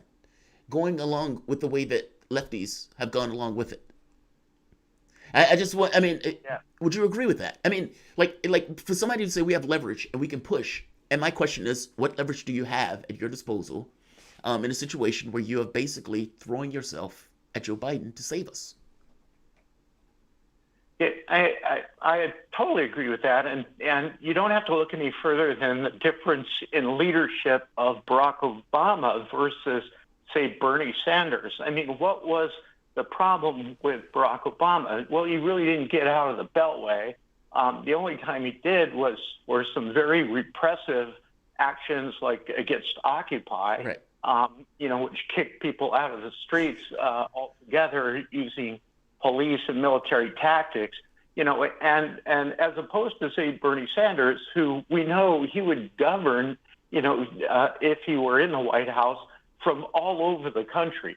I mean, he wouldn't stop campaigning. That was Barack Obama's problem. I mean, clearly it was Hillary Clinton's problem altogether. That's why she didn't get elected. She didn't know how to go out to the country to make a case. Dr. Honigman, no, it's not that she didn't know how to. She didn't care. And this is kind of the root of the problem that I'm pointing out. That in both situations, Clinton didn't care. She didn't care. She assumed that Donald Trump was a maniac and that she could instill enough fear in people to believe that he was going to end the world that they would come out and vote for it. Meaning, from the standpoint of policy, I don't have to give any concessions. From the standpoint of, reaching, I don't have to do any of that. I'm going to scare the bejesus out of people, and those people are going to vote for me. And she was shocked when those people didn't do that, and those people wanted something fundamentally different. My basic argument here is that lefties can take two positions. They can accept the Democratic argument that it is somehow their job to get Joe Biden elected, even in the general election.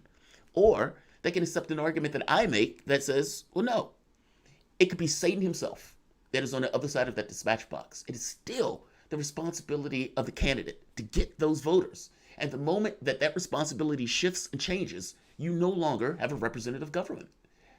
I think it's a tweak of how you see it. Do you see it as your responsibility to get Biden in office, or do you see it as Biden's responsibility to get your vote?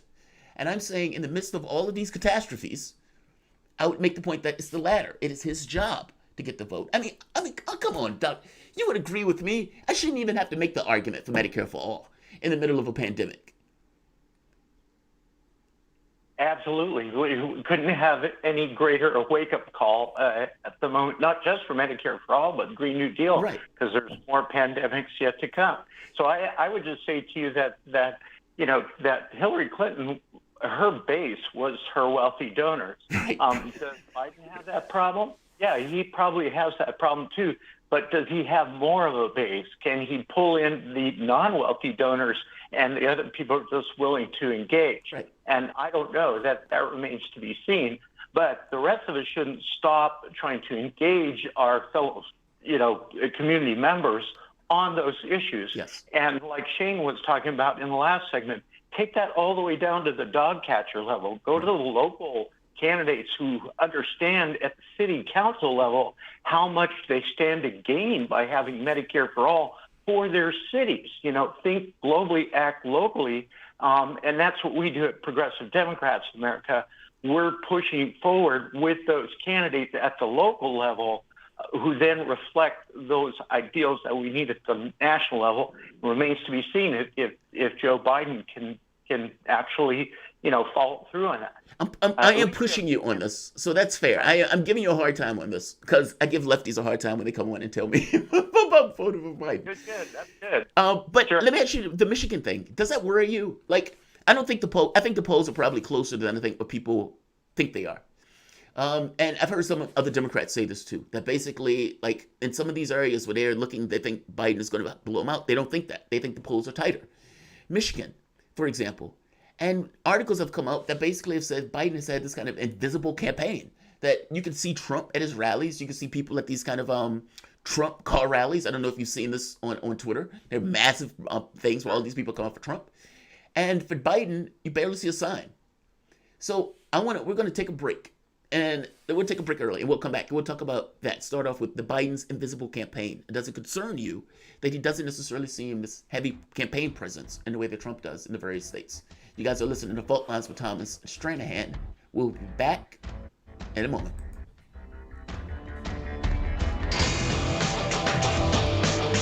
Fault Lines. We are talking 24 hours a day, 7 days a week. You are listening. We give you the most essential out of the endless information space. Radio Sputnik, telling the untold. Are you bored? Are you lonely? Do you need a hug? Well, we can't give you that, but we can keep you up to date on Radio Sputnik.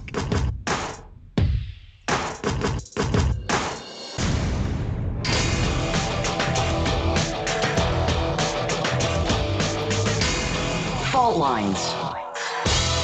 Welcome back to Fault Lines. My name is Jamarl Thomas. I am here with my co-host Shane Stranahan.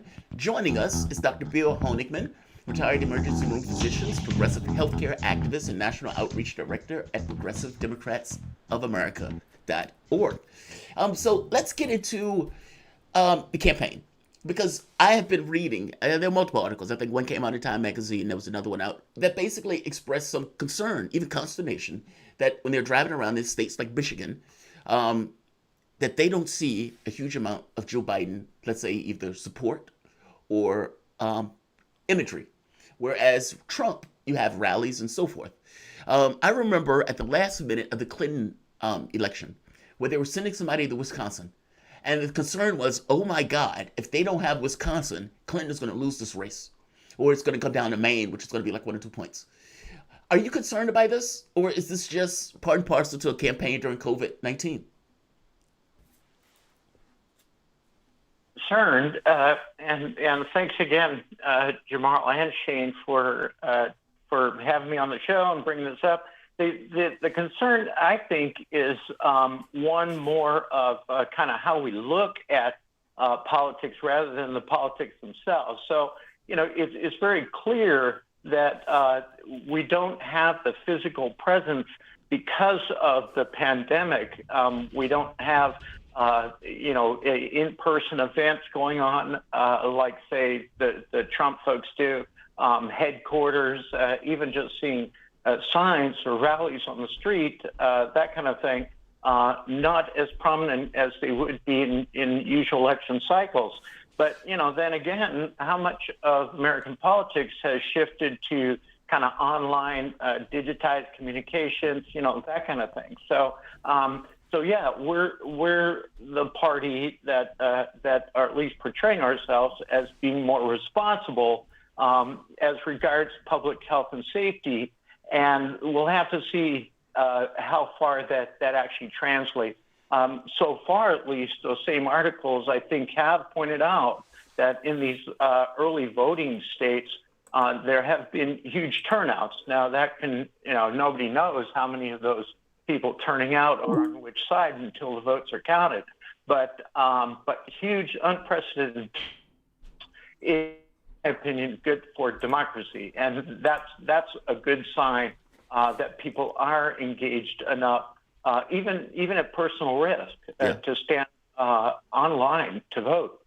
I'm curious about that. You make a really good point here, because it's going to be this distinction between outreach online, meaning if Democrats are right and they can basically get what they were getting, they don't need it in the physical space because of COVID-19, that they can do it basically digital, versus the Trump campaign that says, no, we're still going to have these big events and these car rallies, and to see which one carries more weight. That's interesting. Okay. So you don't think that's a negative per se for Joe Biden? You think this is just the political season to which we are in, and this is the way that this war has to be waged? Well, I'm hoping it's not a negative. I mean, nobody knows. Nobody's got a crystal ball here to figure out, what this is going to portend for the results. And you can follow Nate Silver or anyone else and, kind of get their idea of it. But then again, who was right, who was wrong in the last presidential election. So it's like they say, the only poll that counts is the one on election day. But for the meantime, what will get people engaged? What will draw them into a discussion?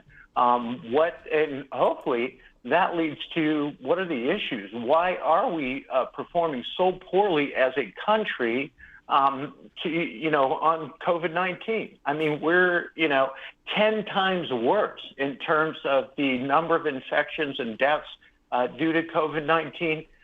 We talked before about, I think Shane was talking about, are we obsessed with national issues when we should be looking at local issues? Well, this is a very local thing, this pandemic. It has us shut in our houses, and, nobody wants to see those degrees of separation get too close when it comes to people being sick with the virus or dying. So what do we need to do to improve our response to this national and international crisis?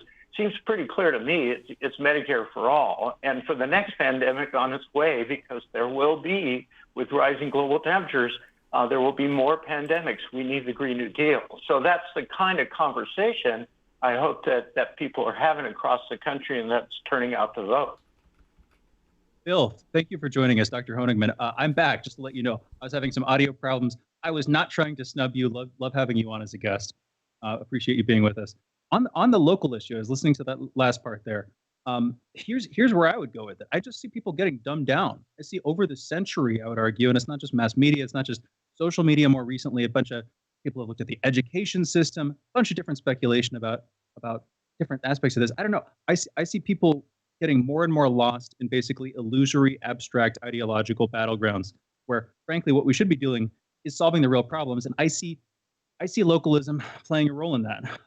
You're talking about global issues. I understand you need some sort of central response. And there should be a central administration that can help to incentivize local governments to take more action. But frankly, if all people can do at the end of the day to engage with their political system, if what they're incentivized to do at the end of the day is to check a name on a piece of paper, then they lack power. And frankly, I think a lot of the problems in our world come from the fact that local people on the streets, on the ground, the leaders, the future, frankly, lacks power. We're living in a sort of generational crisis right now where you have a rent-seeking political class that has managed to extract wealth for decades with no real recourse for the American people. So I push pretty hard on this stuff, but I'm not ideological about that either. I think there should be a central authority. I just think there should be a bit of devolution back down to the local sphere. What's your take on that, though, Dr. Honigman?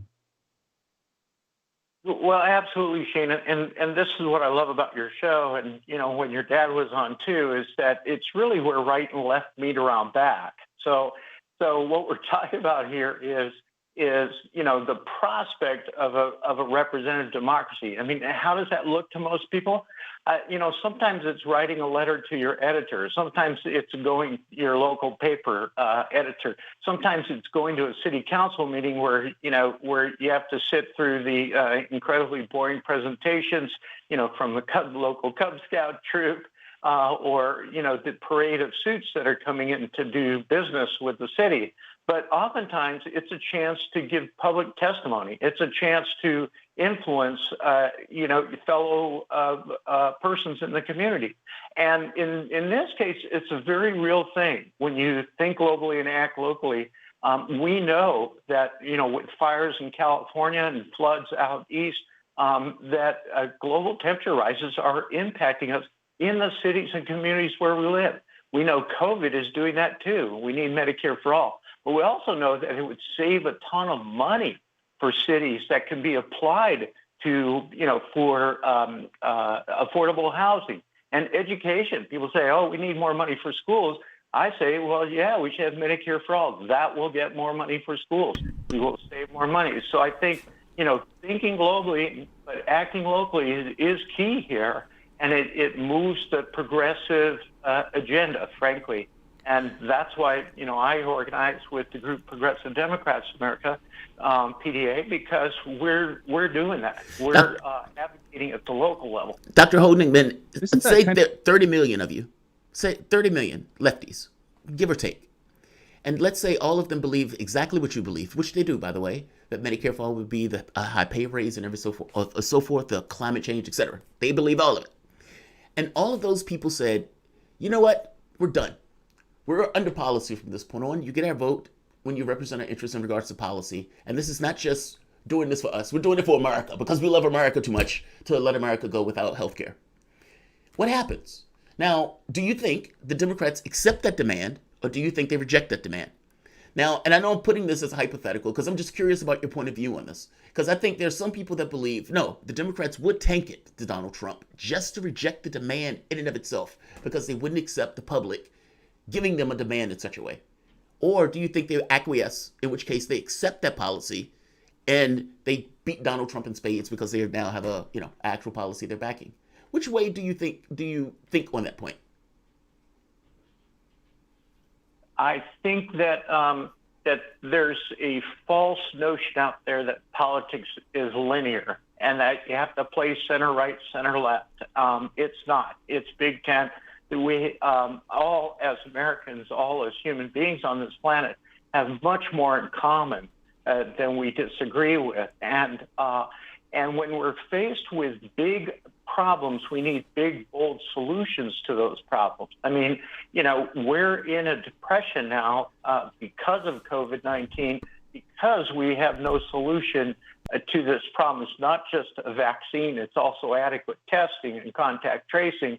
All of that requires a real public system to handle a public health care crisis. And we don't have that in this country, and that should become more and more apparent to everybody in this country and motivate them to turn out to vote. So we need big, bold solutions to these big problems that we have. And hopefully people will have that in mind when they vote. Here's the thing, Dr. Honigman. Even the stuff you were talking about, writing into Congress, writing letters to newspapers, what people will talk about often with protesting, these are, as far as I can tell, all petitions to a higher authority to which we have deferred our power. In other words, whether you're boycotting the system by protesting or whether you're sort of, asking for some sort of help from that higher authority, I get it. That's how government works, but that's the whole point. I think that political power should be brought back down to the local level as much as it's possible wherever it's applicable. Because frankly, if you don't have that, then what you're left with is this massive mediatory system. You're completely disintermediated from your power. All you can do is ask this higher political party, this higher authority to do something for you. And frankly, as time has worn on, we've seen that they won't. They're not going to do that. It's getting more and more stagnant. I don't know. I don't mean to be too harsh here. And thank you so much for being with us. It's just, what's your take on that? What's your take? You're going to have Virginia fighting North Carolina, right, Shane? Well, I don't know that that's the case. No, but go for it, Dr. Honigman. Yeah, real quickly is you're right, or you're both right.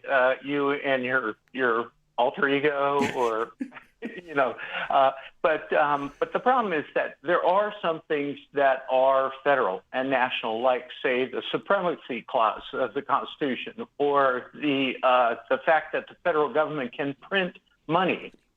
We've printed money basically to finance these wars all over the planet. Why can't we print money to deal with COVID-19 in an adequate fashion? So that's something the federal government can do. It can also influence people at the local level. But you're right. All politics ultimately is local. So if you have strong local leaders, you can make a difference at the local level with the assistance of the federal government when it's necessary. So you really need both. I'm curious. What do you think if Joe Biden wins this? What do you think he goes with in the first 100 days? And I mean that seriously. And I'm not saying that in a undermining way. I just mean I don't necessarily know what Joe Biden is getting in office to do. And do you guys have an idea in regards to where he's planning on trying to take the country if he wins this election? Yeah, what you can count on are the incremental steps that he's already, offered. And so things like lowering the Medicare age to age 60, that's not going to do much at all. In fact, could make the problem worse because he hasn't eliminated the egregious players here, which is big insurance and big pharma. Okay, so so those little baby steps, it should be clear to everyone and more clear all the time. And that's part of our mission, is to make it clear that that's not going to be adequate. But they are steps in the right direction. The Affordable Care Act was a step in the right direction, just didn't go nearly far enough. And to take us out of the Paris Climate Accord, that's absolutely absurd, and definitely moving us toward the sixth mass extinction. So those are the kind of small things I think that Biden will do, but it's up to us to push harder to make sure that there are bigger steps that will actually make sure things happen. And that is the voice of Dr. Bill Honigman, retired emergency room physician, progressive health activist, and national outreach director for Progressive Democrats of America.org. I want to thank you for joining us. This is Fault Lines with Thomas and Stranahan. We'll be back in a moment.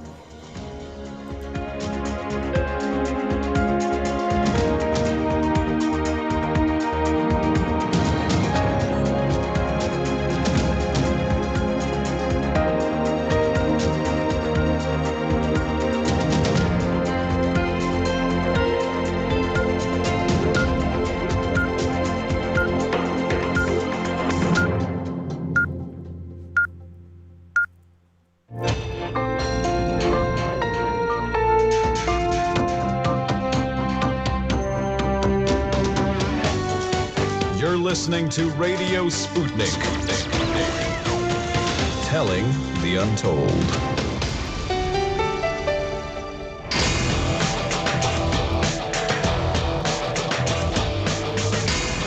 Fault Lines.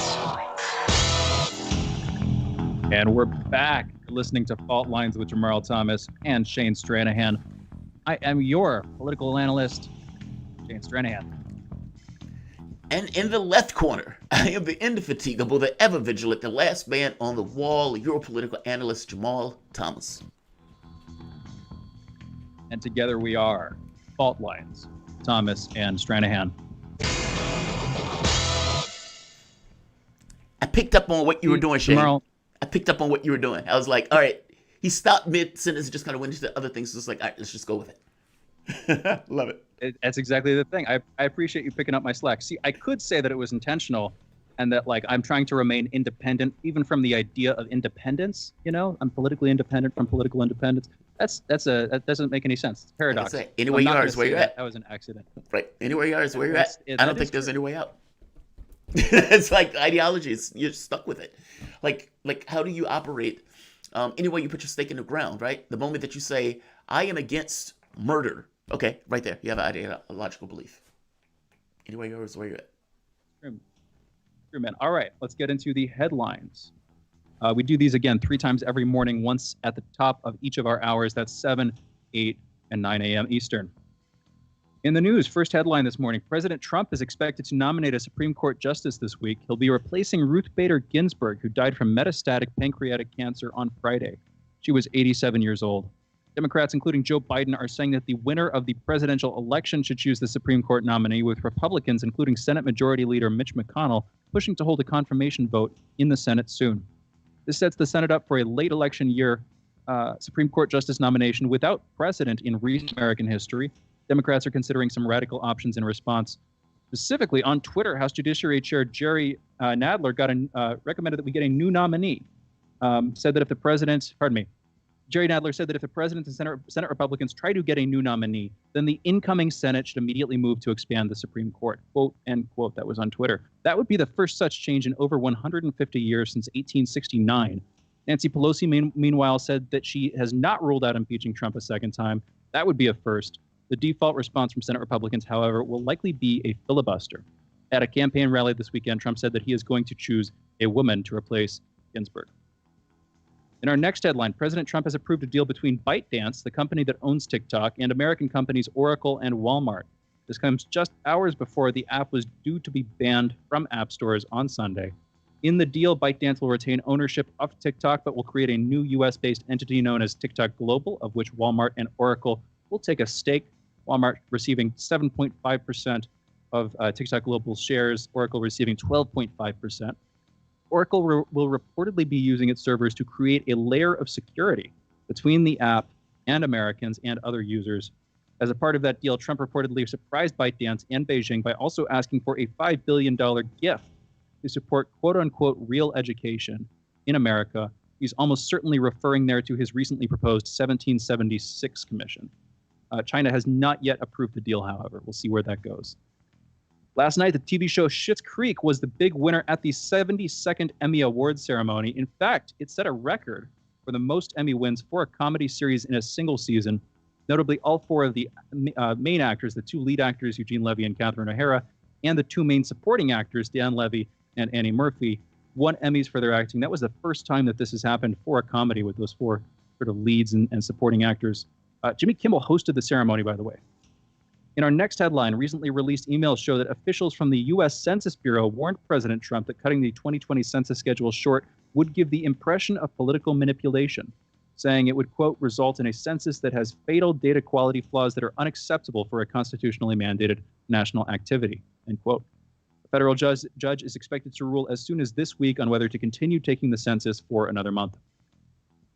In our next headline, Tropical Storm Beta will come ashore along the Gulf Coast of Texas late tonight. It's expected to dump up to 15 inches of rain in some areas. The heaviest weather there is expected to hit the northeast portion of Texas's coast this week. In our last headline, shares in two international banks are reeling after leaked documents showed that white-collar criminals used the banks to launder about $2 trillion worth of dirty money. The share prices of HSBC and Standard Chartered, the two banks in question here, dropped precipitously following the disclosures, which, by the way, come from the international community of investigative journalists. And you are all caught up. That's the news. You're listening to Fault Lines with Thomas and Stranahan.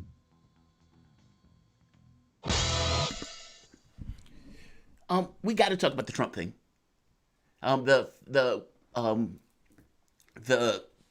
Basically the deal for ByteDance. It's called ByteDance. I'm fascinated by this. TikTok, right? That's what it is. I'm sorry. I was writing down at the same time. ByteDance is a company that owns TikTok. I see. Okay. So this deal is astonishing to me because basically a company that was in the United States that belonged, I guess, to a Chinese company, Trump didn't like it and he goes and attacks it. And he basically says, I'm going to destroy this business for all intents and purposes. And so Oracle and American companies jump in and say, okay, we'll salvage and we'll take this over. And apparently creating some data layer or something like that, meaning somebody's going to have to pay for that. And that's going to be cost that is going to go all the way down the chain that people are going to get hit with. On top of the cost thing that I'm finding interesting, if you notice, after Trump did this, there was no tat, meaning this was a tit without a tat. There was no response.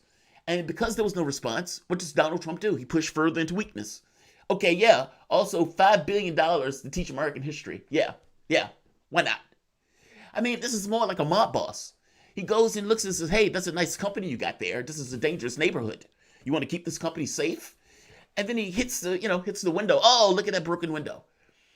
And so they have to, I'm enamored by this. Am I insane to kind of making this reference? And then he finds it later on and says, okay, and then we're going to add $5 billion on top of it. Astonishing. I think Trump won this one, I'll be honest. I think this is if China passes the deal, I think this will come across as a victory for Trump. He basically was able to take a Chinese-owned company that a lot of Americans use that's popular with the youth, so to speak. And he was able to give partial ownership of that company, or at least, the American branch of that company, newly created, to American companies, to Oracle and Walmart in this case. At the same time, if he can extract a $5 billion concession, gift, whatever, that's $5 billion going to support this program that he just announced for his base. And more widely for America. I mean, right. That's astonishing. You can criticize him for the mob-like tactics, but isn't that just the presidency? Isn't that just what we expect of our leaders? No, it is not. No, 1,000 times extracting it is not. concessions from foreign powers by hook or by crook. Isn't that what we've gotten used to decade after decade after decade, man? Let's say it this way. We've gotten used to reading about it in the New York Times decade after decade. Watching it play out is different. It's different. It's like we're being shown it. Maybe. Do you remember the video that I can't think of the guy's name? It was a football player, and it reports it in the news. He punches his wife or his girlfriend, and people are like, "Wow, that's pretty bad." Then the video comes out, and people are like, "Oh my God!" Like they were astonished by the brutality of it all. It's that. It's one thing to read about it in the New York Times like 5 years after it happened.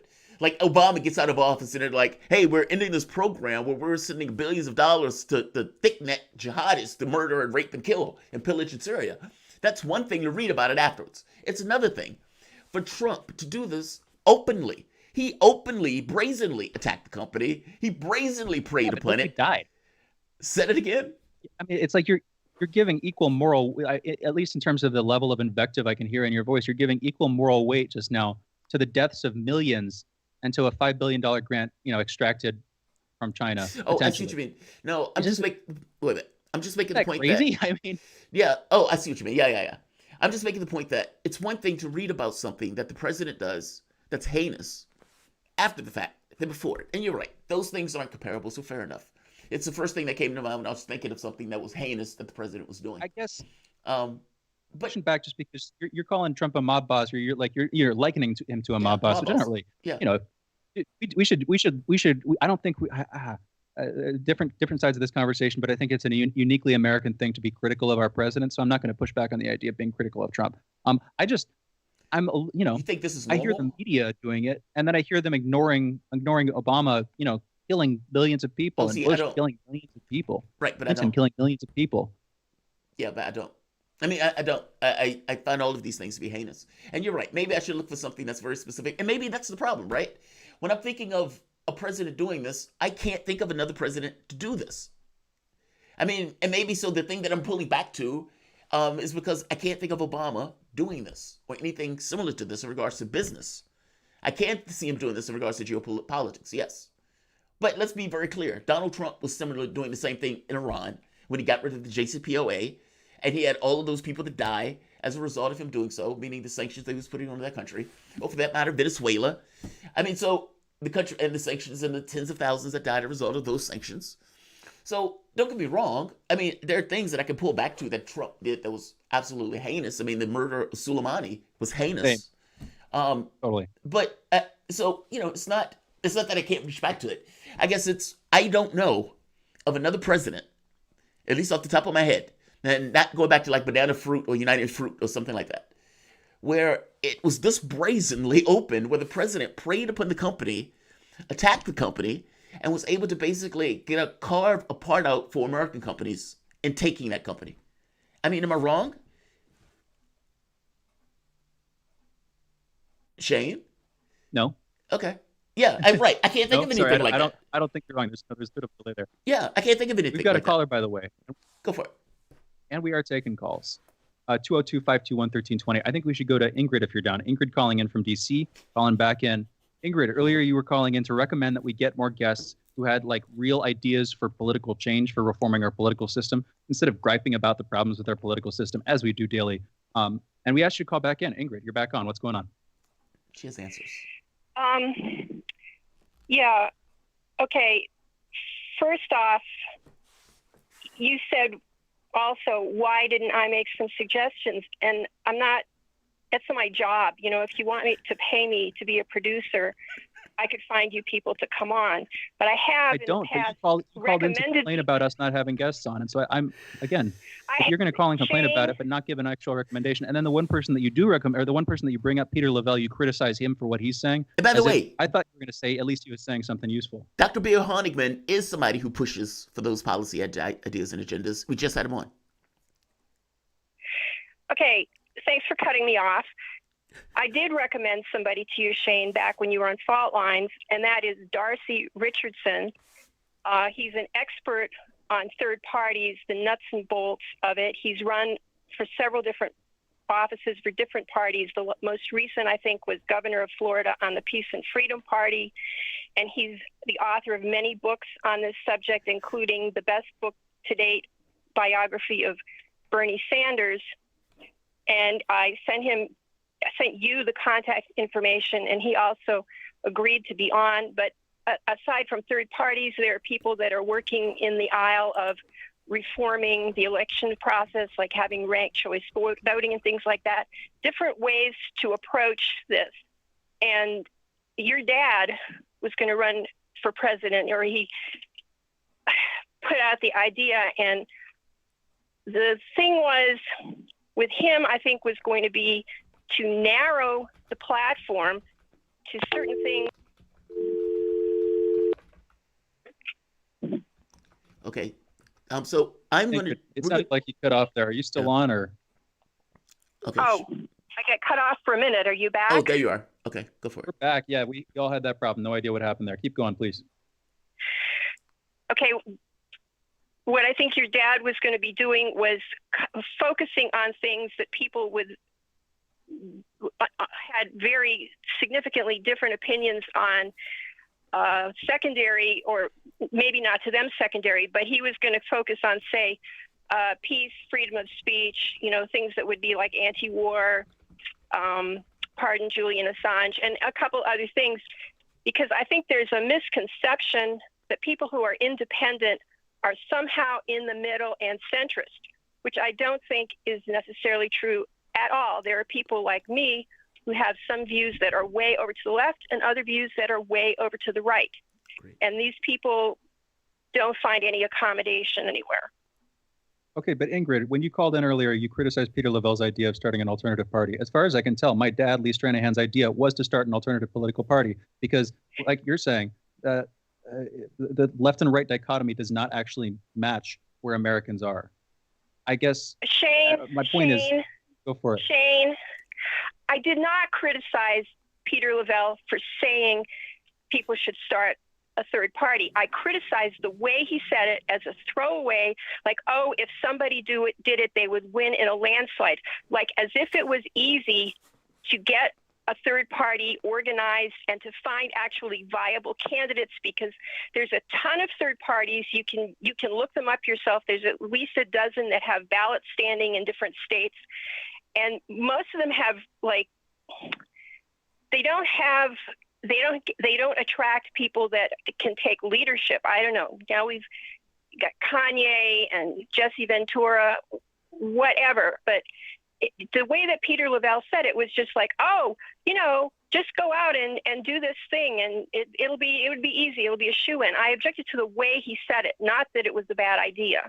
Okay, that didn't come across. That didn't come across. I didn't get that. I'm not going to speak for Jamarl. If you want to stay on, we can keep this conversation going. It's a little bit, back and forth, but I'm down to keep doing it. No, or we're good. If you're done, I think we're good. Ingrid, I totally appreciate the comment or the call. Shane, I interpret it the way you did. I didn't necessarily see it as a throwaway. I mean, Peter was saying it. I guess he was looking at it. This was the only way, or your only path forward. That's the way I took it. But let's do this. Let's take a break. You guys are listening to Fault Lines with Thomas and Stranahan. We'll be back in a moment. Ingrid, thank you for the call back.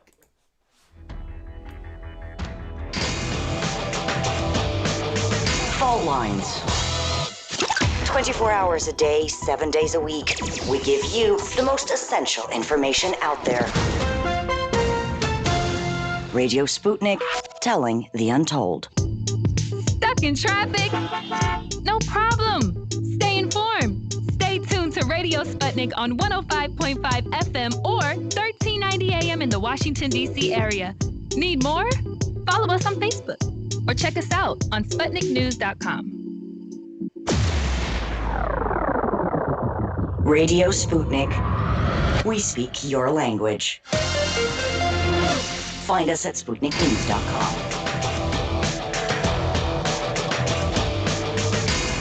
Fault Lines. And we're back. You're listening to Fault Lines with Jamarl Thomas and Shane Stranahan. We are taking calls. 202-521-1320. We just took one. We've got a couple more on the line, but if you want to join us, again, you can. The phone number is 202-521-1320. Lou, calling in from Missouri. Lou, you're on the line. What's going on? Good morning, everybody. I was calling, just two things. The first quick thing about the potential SCOTUS appointment. I think he might go for Ivanka, since there's really no limits on, there are virtually no limits on who you can pick in terms of like qualifications and age and stuff like that. Like the constitutional limits on it are sketch at best. And what better way to cement your legacy other than, outside of appointing the act, even though I think she's a horrible person, she's actually the smart one out of his kids.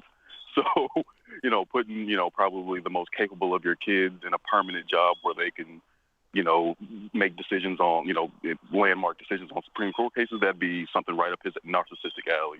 But that would be a uniquely Trumpian thing to do. Yeah, I didn't mean to cut you off. But that would be, it would be. I don't think that would be. That would be the kind of thing that, in a weird fever dream, it would be completely sensible for Donald Trump to make that decision.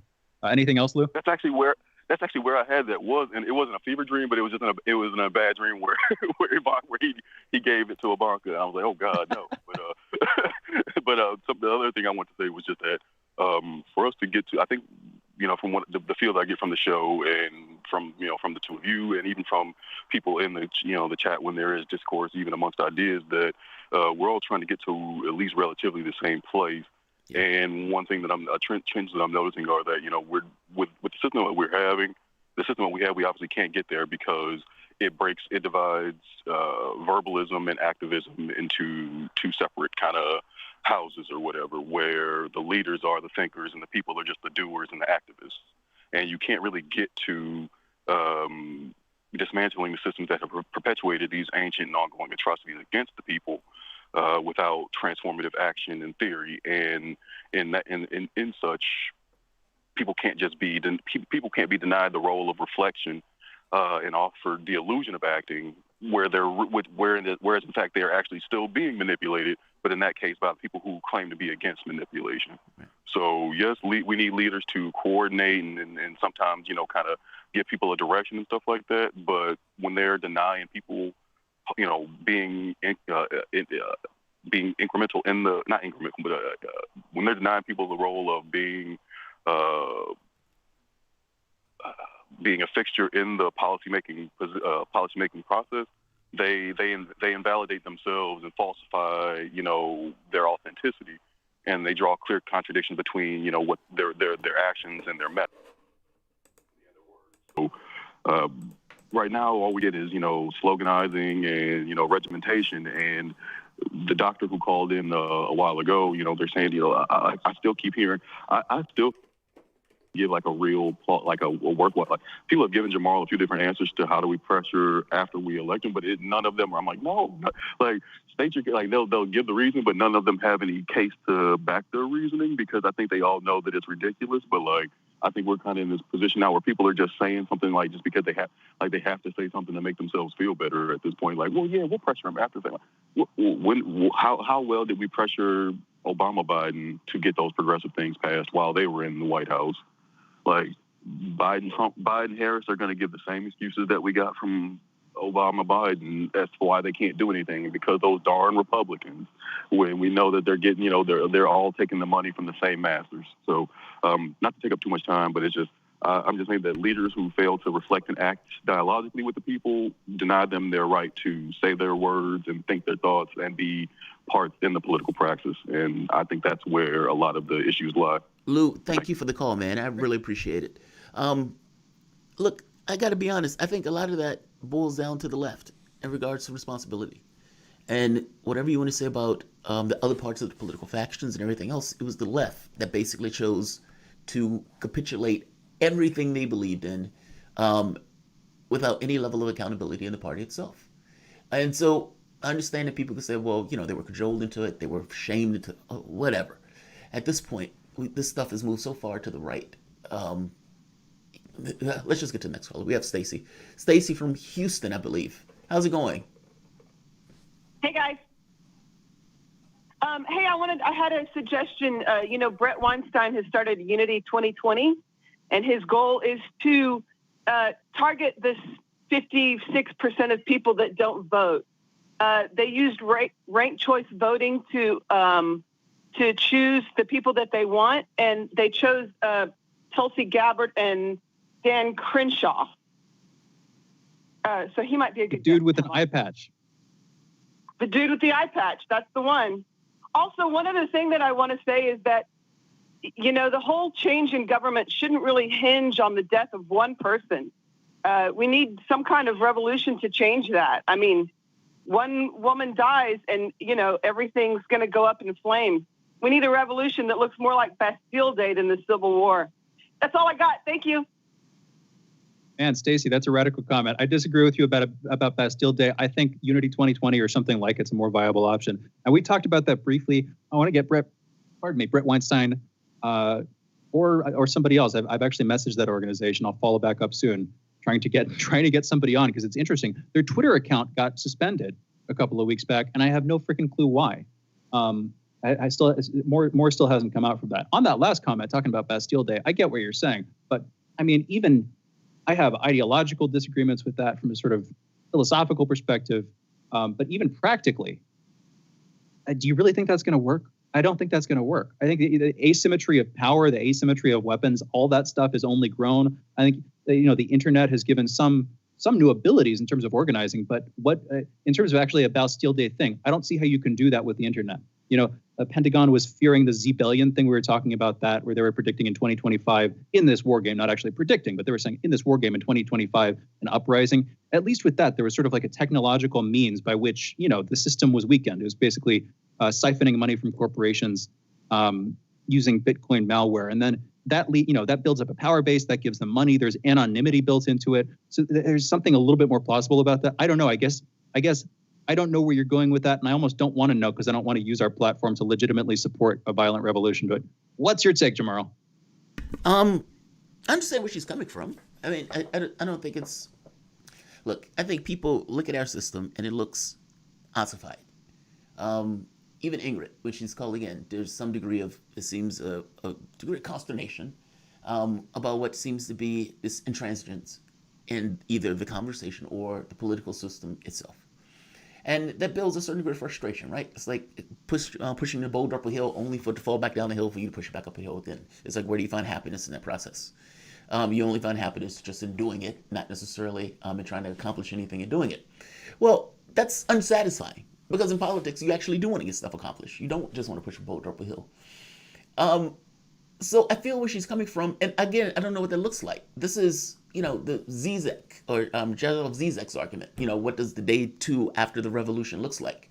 I'll sell my mother to see what does, the second day of the revolution looks like.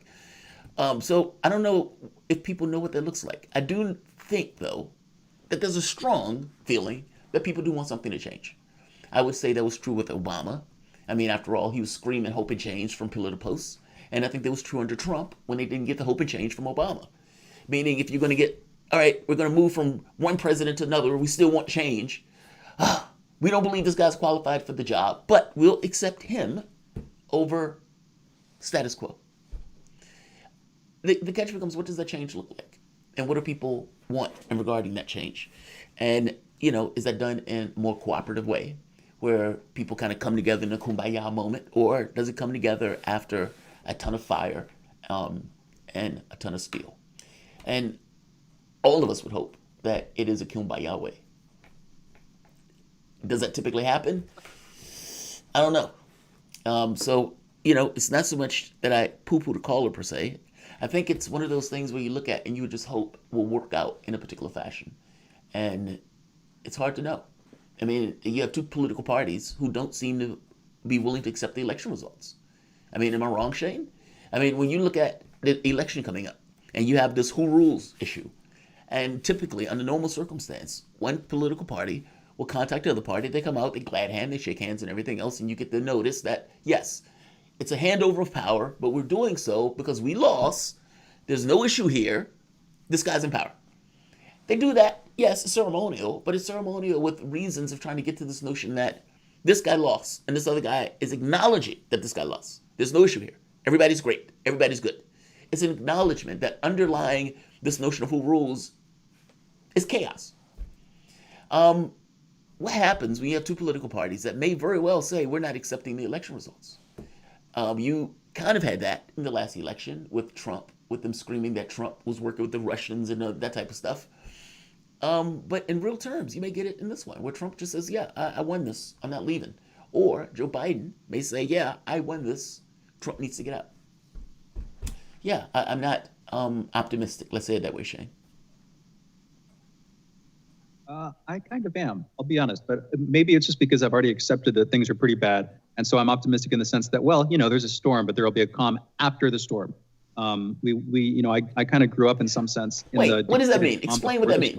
You're using a euphemism. Explain what that means. Well, I'll put it like this. I don't think the world's going to end. And all that I can do is I'll put it like this. If we're living under an empire right now, then I am optimistic that in 50 years we will no longer be living under an empire. And my only hope is that America will be in much better shape than it has been at any point in our past at that point. And I think that there's something that we, again, that sounds optimistic, but it's optimistic despite the fact that I see serious civil conflict growing and possibly reaching, a civil war. I want to prevent that. But even if that happens, my only hope, and it is a hope, but it's a hope that I hold with some confidence, is that America on the other side of this will come out alive, more resilient, and stronger. Again, a lot of people I think that there's a little bit too much of a doomsday thing going on. I think that 2016 kicked that off, maybe a little bit before that. 2008 was a serious hiccup. Even 2001 with the World Trade Center. You've had a number of bumps in the road. Those bumps have been getting bumpier, arguably. And I think that for the last 4 or 5 years, there's been this sense that the sky is falling, but frankly, it isn't. We live in an okay time. My only hope is that we can make it a dramatically better time, live to get off this planet, live to see the world flourish again, re-greenify the earth, that kind of thing. Again, I don't know. I don't mean to propagandize. That's my take, though. What's yours, Jamarl, before we live go in out? an okay time depending upon where you are and where you're living. I mean, the majority of the population of this planet doesn't live in an okay time. And real terms, I mean, they're human beings, right? Like, they want things of comfort just like you want things of comfort, and that's not necessarily the thing that necessarily goes around the planet. It could be an okay time. It's conceptual. And this is kind of why I keep making this argument that the problem is a conceptual one, entirely conceptual. You have the technological acumen and resources to make sure each and every person on this planet has what they need to live a decent life. And if you did that, the chaos on this planet would diminish. We don't do that. And, we would make the argument, hey, if people wanted to live like the United States, we need 9 planets. It's like, well, yeah, but do people really need to live like we live in the United States with the way of the level of waste and everything else? So I make the argument that the issue is conceptual, that we have what we need to make this planet a paradise or something close to it. But we will not. And we will fight and we will struggle. We have these political arguments that get entrenched in mud and other dirty stuff. All right, let's go to, we have Garland coming on. Garland Nixon is coming back. So you guys are listening to Fault Lines with Thomas and Stranahan. We'll be back in a moment.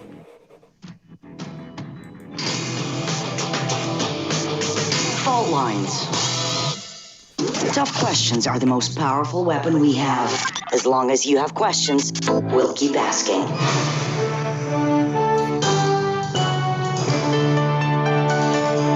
Radio Sputnik. Telling the untold. So, Sean, what do you want to talk about today? Well, Bob, that's easy. I want to talk about the need to stop the development of self-driving cars. Again, Sean, you're driving me nuts. I think the self-driving car thing's already out of the gate. No. It's never too late. See, now the leading experts in the field, just pick one, whichever one, leading experts have repeatedly warned us about the dangers of artificial intelligence. Look, I'm telling you, man, we have to stop the robots by any means necessary. I see what you did there. Yep. Tune into our show By Any Means Necessary daily from 2 to 4 p.m. Eastern Time on Radio Sputnik. And don't forget to call in at 3:20 p.m. to our studio number 202-521-1320.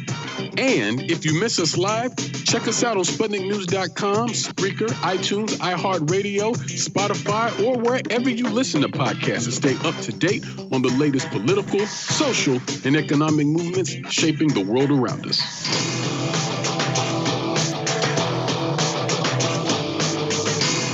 Fault Lines. Welcome back to Fault Lines. My name is Jamarl Thomas. I am here with my co-host, Shane Stranahan. We have with us the one and only Garland Nixon, Sputnik political analyst and co-host of the Critical Hour and Critical Hour Extended, airing Monday through Friday from 6 to 8 p.m. Eastern, right here on Radio Sputnik. Garland, what's going on, man? You doing all right? Good morning, gentlemen. I am doing wonderful. Had a great time. Actually had the opportunity to go on George Galloway's Sputnik show yesterday, and that was a blast. Did you? Oh, I'm jealous. I'm so jealous. Yeah. I love George Galloway.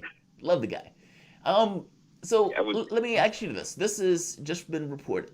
It says, breaking news, New York Times is reporting that President Trump said he would name a nominee to the Supreme Court on Friday or Saturday after services for Justice Ruth Bader Ginsburg. If Mr. Trump announces his choices on Friday, that would leave just 39 days until the election, which would be the quickest confirmation since Sandra Day O'Connor was appointed in 1981. Since 1975's confirmation on average, it's taken about 70 days. Now, Is Trump going to get her through? And what does this mean for lefties? Has the world ended from the standpoint of the Democratic Party and the left, Garland? What's going on?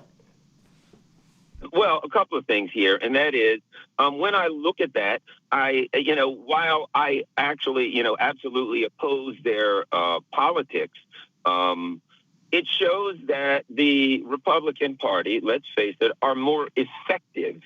They're more effective than the Democratic Party.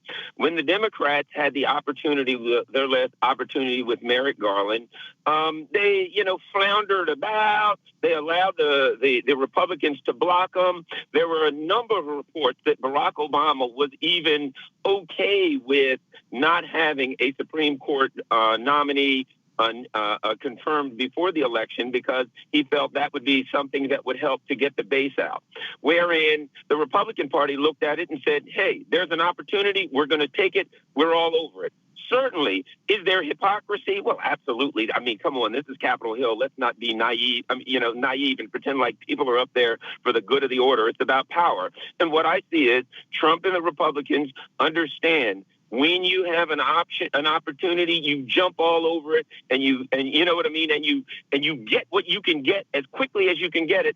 The Democrats are so busy trying to play 3D chess. They're trying to the Republican Party is just trying to get what they can get now, and the Democratic Party is always trying to finesse it and paint a Picasso, for God's sake. But Garland, it wasn't always that way though. Like the good of the order stuff. Right. Like that's the point that I was trying to hit at earlier today. That it wasn't always that way. There was a point where, all right, the Democrat has, let's say, the presidency, the Republicans have a House or whatever, or the Senate, and they would confirm that Democratic president. Even though they may bellyache, they may ballyhoo, they would still say America matters more, and the idea of America matters more, and make the confirmation. That's not how we play politics now.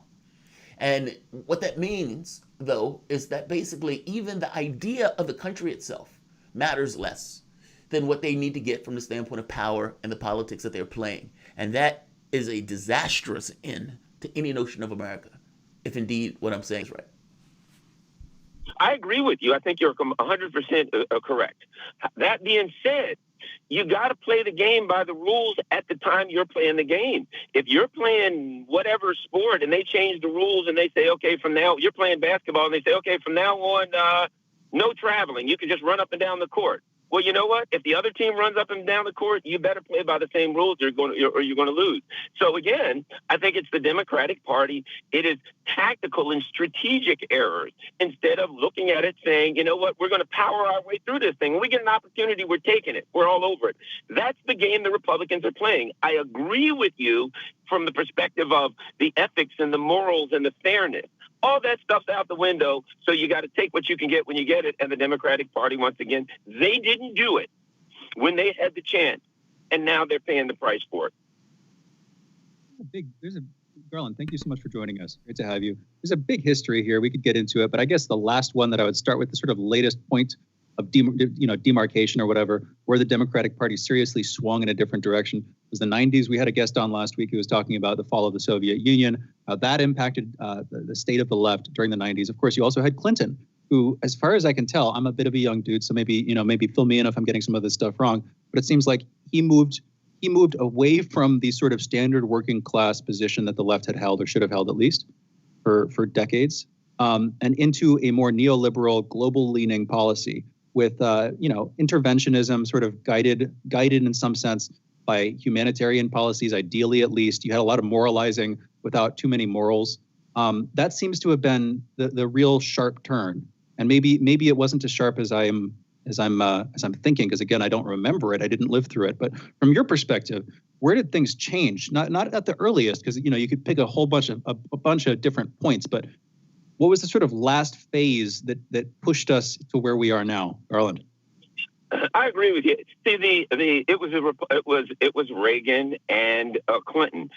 They were Margaret Thatcher and Tony Blair. They were the people who took the both of their respective parties into the direction of neoliberalism. And what happened, what's different with the Democrats is this, and this is why what they're doing doesn't work with the Republicans. So, we're talking about a bunch of people. What do they value? They value, an education from, some vine-covered university, some scientific method, which liberalism is in fact a method, but that's another story. But the bottom line is, so what do they value? Consensus. What are they always talking about? We're going to reach across the aisle and work with the Republicans. We're going to get all this together. They're always talking about consensus. Their value is, let's get everything together and we'll come up with an agreement that everybody can agree on, where the Republican Party is different from that. The Republican Party is more traditional politics. How can we get our way politically? How can we get what we want politically and legislatively? And those two things are running head to head. And if I'm trying to work out a deal with you and you're just trying to get whatever you can get, you're probably going to win. And so I think that was it when Bill Clinton started taking the Democratic Party away from some of their traditional strengths, which were labor unions. And that was very important because labor unions were the GOTV. They were the get out the vote arm of the Democratic Party. They were the people who knocked on doors, who handed out signs. Those were their people who did the footwork. And they started thinking, we don't need those anymore. We'll run television ads. Look at them now, what they're doing. They won't put people on the ground. So when they started losing their foot soldiers, which were the labor unions, I think that was when the Democratic Party went awry, and that was their ultimate end. And they ended up now they're just trying to do a Borg meld with the Republican Party, and I don't think that works well. And to make that point that much more clear, Democrats had Congress for like 50 years, the House of Representatives, meaning they owned the House of Representatives up until the point that Clinton took office. At which point you had them basically declining and not necessarily being able to hold the House. So this kind of flip-flop back and forth. Like, it wasn't always this way. Sometimes people are born today, they look around and think, okay, this is just the normal way of politics where these guys go back and forth. Well, no. If you have a party that is using labor unions and you have a huge number of people in the United States that are in unions, well, by definition almost, you're going to have people on the ground, people knocking on doors and everything else. That is the House of Representatives. The moment that you lose that, you start losing those numbers. I'm curious, what do you think is going to take place with this election, Garland? Do you think, well, two things. I'm going to ask in two ways. A, do you think Trump is going to get his person over the finish line?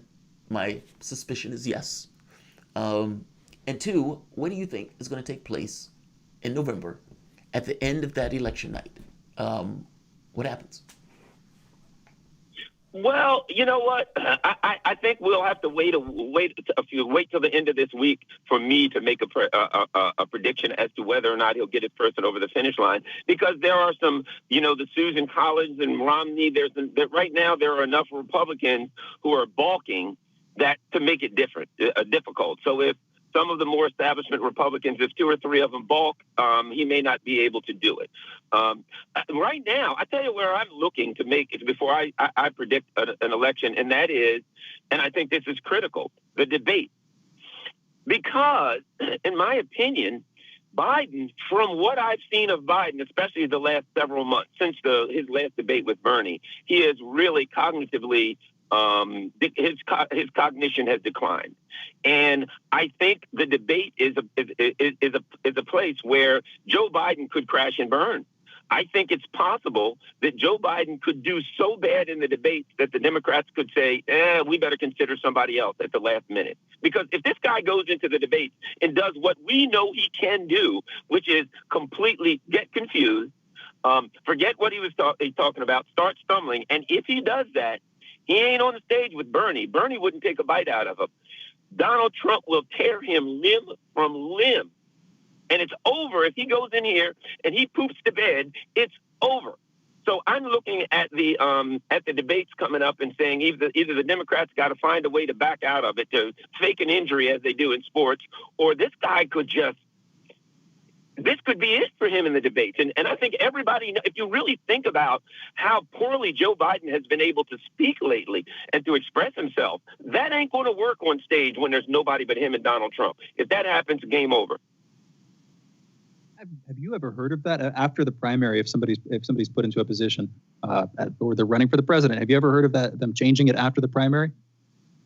I haven't. However, I've never seen a party that would run a nominee with the obvious cognitive problems that Joe Biden has. It's unbelievable for me to watch this guy run and for everyone to pretend as though he's a viable candidate. I mean, don't get me wrong. The only thing that makes him viable is Donald Trump's problems and weaknesses. But as a candidate, it's unbelievable to watch a candidate now. This is the presidential nominee. And Kamala Harris has to do all of the talking. Kamala Harris has to do all of the in-person visits to fires and all these kinds of things because this guy can't. And he's got to face Donald Trump face-to-face. I don't think this is going to be pretty. I don't know how they pull this one off. This is the one to watch. To me, that's the turning point. Let's look at this debate, see how the Democrats pull this one off. Yeah, I agree with you on that. I think the debates is going to be the thing that determines it. If Joe Biden can get a neutral debate performance, which is probably what he's going to try to get, basically an inert debate performance, as Shane was saying, an inert candidate, then maybe he can coast. But if he gets torn limb to limb at any of those debates, it will create a problem. The catch becomes, does that overcome all of the issues with COVID and many other issues? But let's do this. Let's take a break. You guys are listening to Fault Lines with Thomas and Stranahan. We're here with Garland Nixon, political analyst and co-host of Critical Hour Extended, Monday through Friday, 6 a.m. to 8 p.m. Eastern, right here on Radio Sputnik. We'll be back in a moment.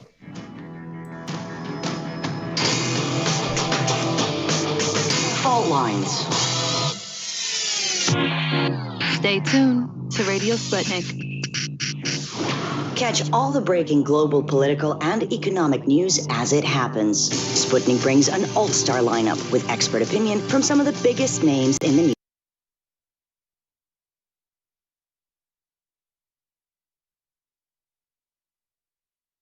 For supposing ISIS. And there have been a kind of a funnel for support of ISIS, not officially, but in practice. Peter Sunday, co-founder of the Pirate Bay. We don't have any sort of democratic control over the internet. And I think that we're very naive when we think that the internet itself is intrinsically good. It's not. It's just a very neutral technology that is being used for good things, but more and more being used for evil things. Icelandic Foreign Minister Gunnar Bragi Sveinsson.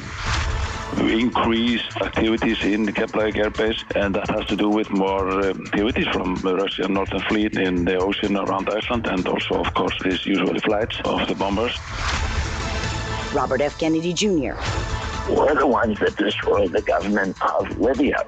We're the ones that putting in a pipeline dispute that helped destroy the government of Bashar al-Assad in Syria. We're the ones who invaded Iraq. Former U.S. Secretary of Defense William Perry. The hostile relationship between the United States and Russia today is dangerous for both countries, not because either country would actually want to start a military conflict, but because there's always a danger of blundering. Sputnik talks to the brightest minds in politics and current affairs to find out what's really happening. Tune in.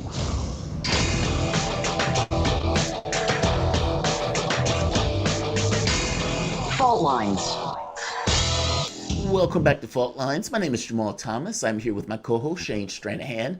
Joining us is Garland Nixon, Sputnik political analyst and co-host of the Critical Hour and Critical Hour Extended, airing Monday through Friday, 6 to 8 p.m. Eastern, right here on Radio Sputnik.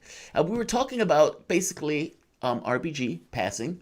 We're also talking about the election itself coming up and our expectations of that election, precisely the debates. Because I think that's the buzzsaw. If you were looking at the way Joe Biden was running his campaign beforehand, let's say in the primary, he didn't engage. The engagement only started when he got closer and people realized, oh, wow, Warren, or for that matter, Sanders, can actually touch Joe Biden in this case. He tried to run this election in a very similar fashion. Joe Biden wasn't necessarily trying to make an affirmative case for himself. He was basically rebuffing whatever Trump was doing. If Trump said that this guy was going to just give it away to maniacs, well, he is a criminal justice candidate. If they say that he's taking advantage of blacks, he is a black candidate. And all the way down the line, and it seems to be this kind of blunting campaign, not an affirmative campaign. How do you think, what do you think Biden needs to do in the debates to effectively make himself the candidate to win this thing. Like, it has to go beyond this notion of just, I'm blunting back against Trump. But actually, to some degree, doesn't he have to make an affirmative case for himself at some point? Strategy is not to make an affirmative case, and that it is to run from policy. I think what Joe Biden has to do, based on their current strategy, which is a poor strategy. I mean, certainly, any of us would look at historically what nominees do, and we'd say, well, he's got to push his platform. But since there is no platform, what he has to do, and the allegations are, they're hiding him in the basement because he's not cognitively able to operate in a normal manner. What he has to do, let's be honest, he has to prove that he's not, that he hasn't lost it. He has to prove that he's able to speak. And I mean, it's a low bar. It's a sad state of affairs. But all Joe Biden has to do to maintain the strategy that they're doing now is be able to speak normally, not get confused, and come across as a legitimate candidate who knows what the heck he's doing. Here's something else. There's nothing else. Here's something else you're going to love. Joe Biden, $466 million bankroll, tops Trump's $141 million. Now, if you remember, in the beginning, Joe Biden couldn't get money from anywhere. And now, all of a sudden, his numbers are basically toppled Donald Trump's numbers. Now, I look at this and I cringe. Because that just means to me, okay, they're buying the guy.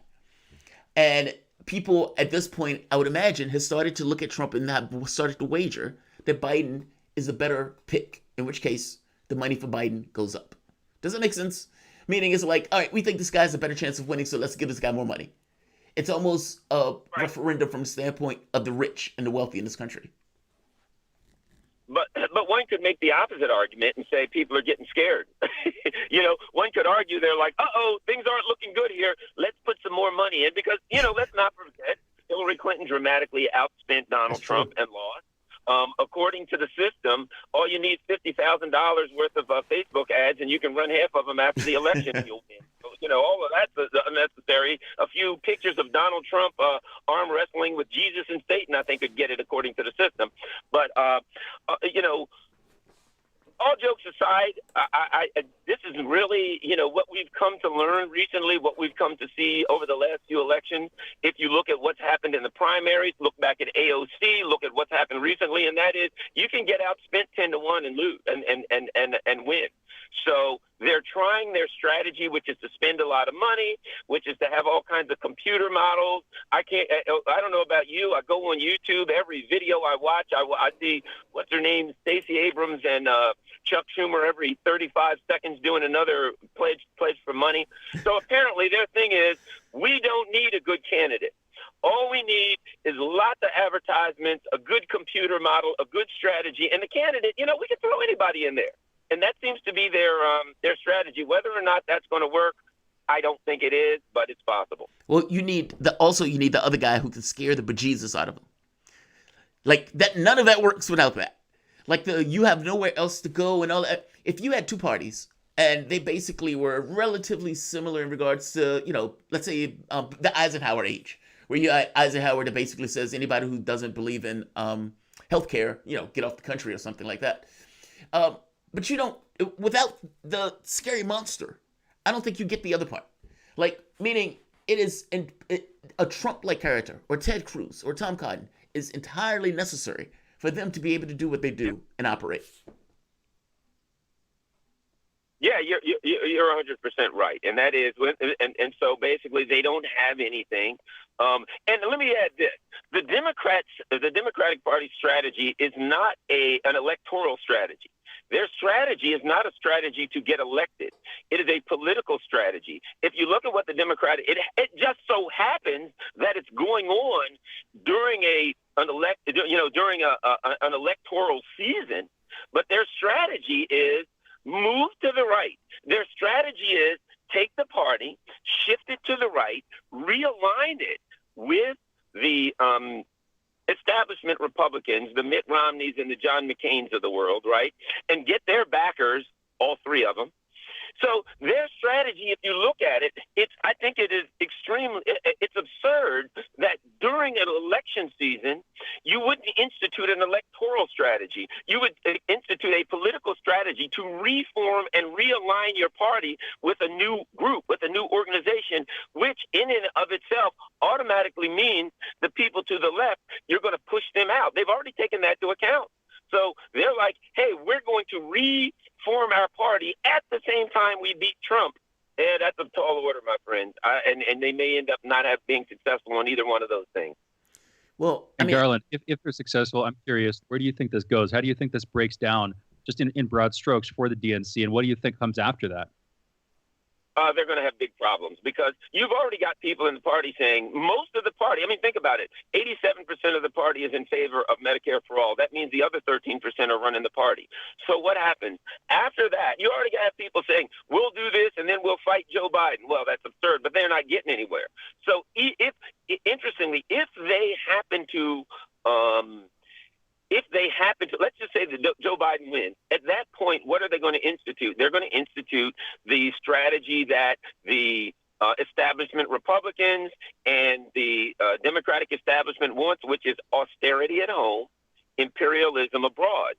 Right? Which means those things are unpopular. So what are they going to do? They're going, if they win, they'll institute extremely unpopular strategies and get wiped out in the midterms, and the party's going to be in a whole lot of trouble. It's going to be one of those things where, be careful what you pray for. You might just get it. The party will be ripped limb from the inside out because it'll be going so far to the right that all of these people that just said, well, we'll just support Joe Biden will be thrown up in their mouths when they figure out what they really got in a Joe Biden, Kamala Harris administration.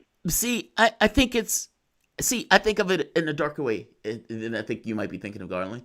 I think those people have nowhere else to go. I think that the Democratic Party has internalized the irrelevance of the left, meaning from the standpoint of African Americans and from the standpoint of lefties, to the point of basically saying, look, you guys are a canned vote. You're not going anywhere anyway. You're irrelevant. So we will reach out to these Republicans. Now, on the off chance that you guys do get a backbone, we want to realign the party in a way that's more in alignment with the Romneys of the world. I think that's where it goes into it. I think they firmly believe that the left, and that enough of the left, let's say it that way, are so willing to back Joe Biden, not for any reason of anything that they give him, but entirely because they're terrified of Trump. And the fact that, 77% back Joe Biden because of that very reason, we're terrified of Trump? Oh, man, how can they be wrong? Meaning them reaching out. I guess I'm saying, how are they wrong? It's a rational act for them to reach out for Republican voters if they think that the left is already a canned vote, right? Yes, but here's the problem they're going to have, and that is, let's just say Biden wins. If Biden wins, what is he going to have?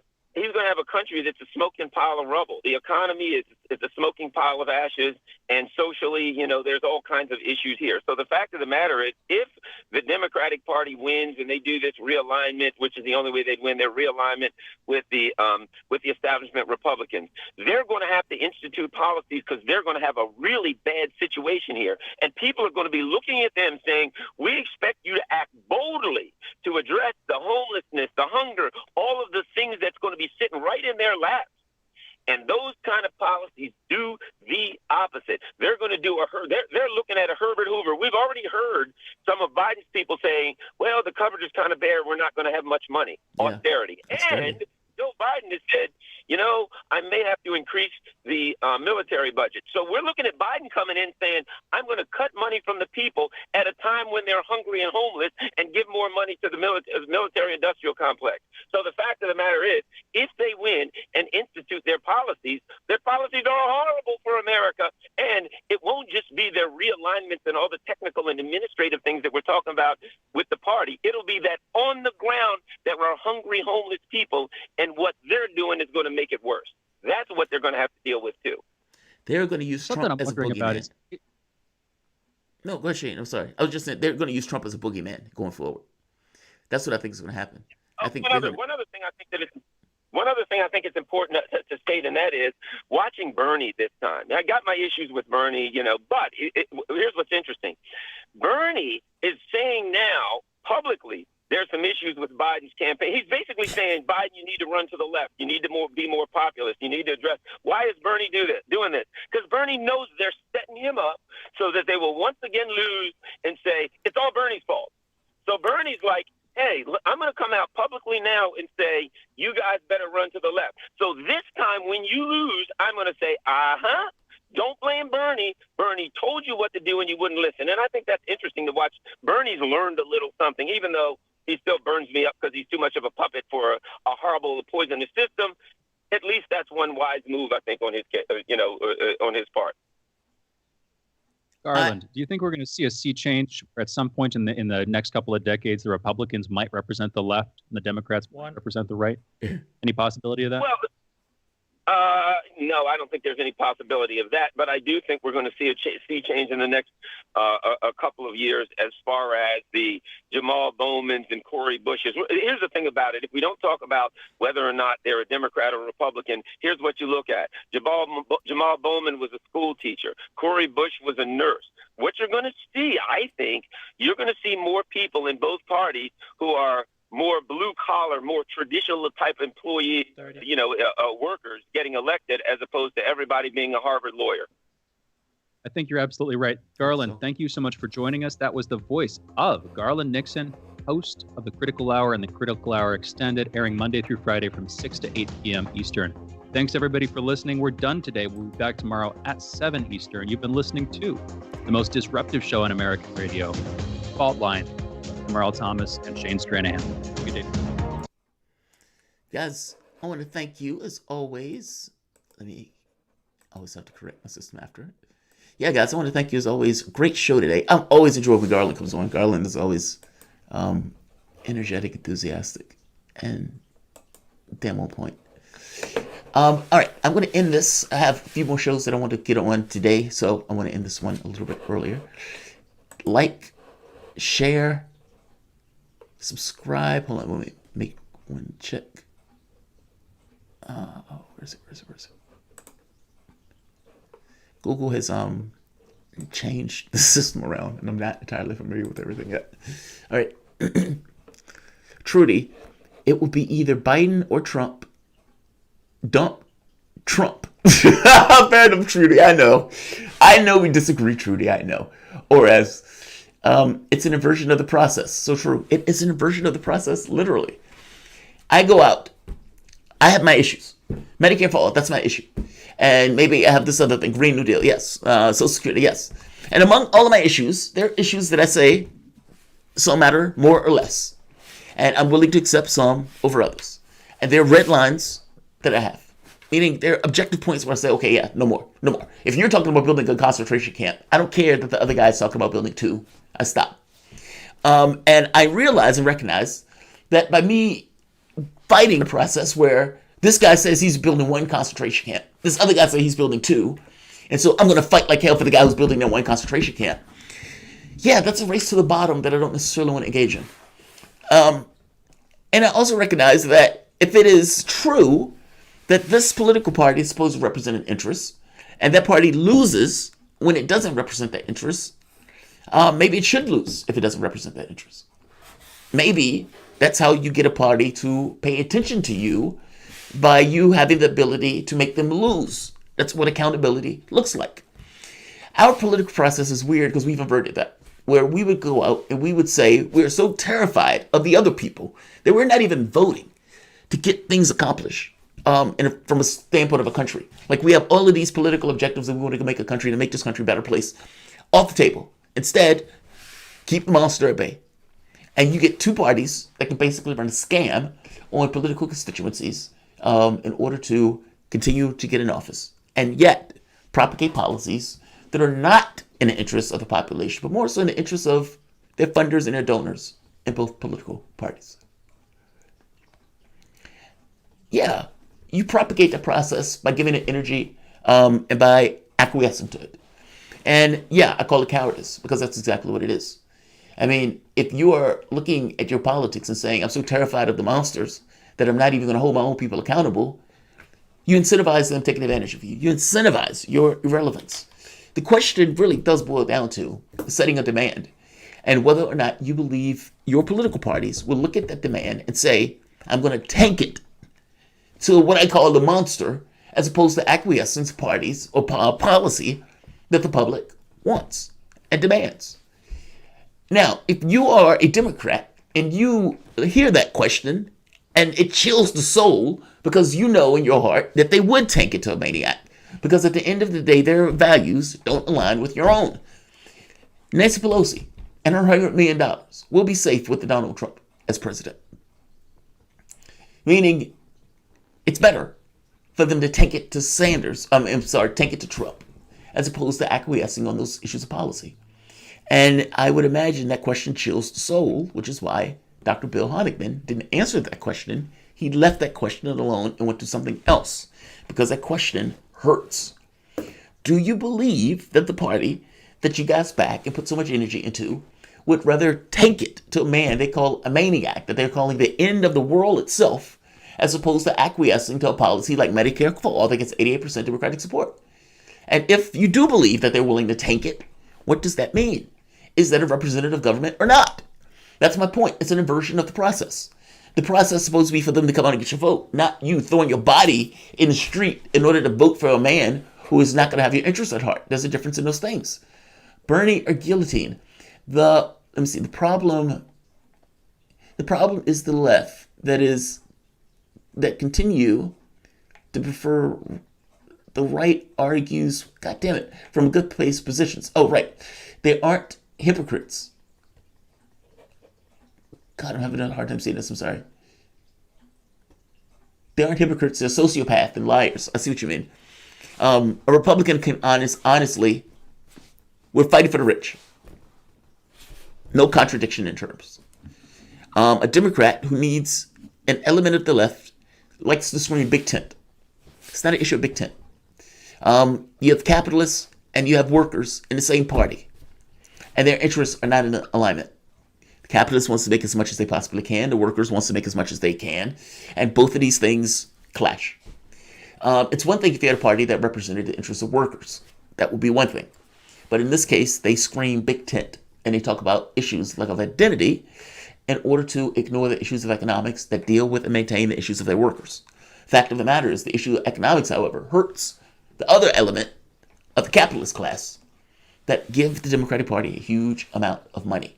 You have dollars or you have pitchforks. And for the longest time, you've only had dollars, which means that that's where they lean, that's where they go towards. And they give you these fairy tales of blue no matter who, big tent party, least worse, etc., etc. All of these things just being a dodge for you to ignore and give all notions of accountability off the table. Until that changes, nothing in regards to the party will function. That's my point. It's not so much that I'm saying, yeah, rah, Trump. And this argument that, oh, we have, it's a runoff. It's not a runoff. It's a runoff that you accept it as a runoff. You have two ways of looking at it. It is Joe Biden's responsibility to go get those votes, which means you need to acquiesce on X or Y. But for that to take place, you almost need a demand to take place, which is exactly what lefties have not been doing. In fact, they will argue the opposite. That it is not the responsibility of the candidate to get the vote, that it is the responsibility of people to, for whatever reason, vote for the candidate.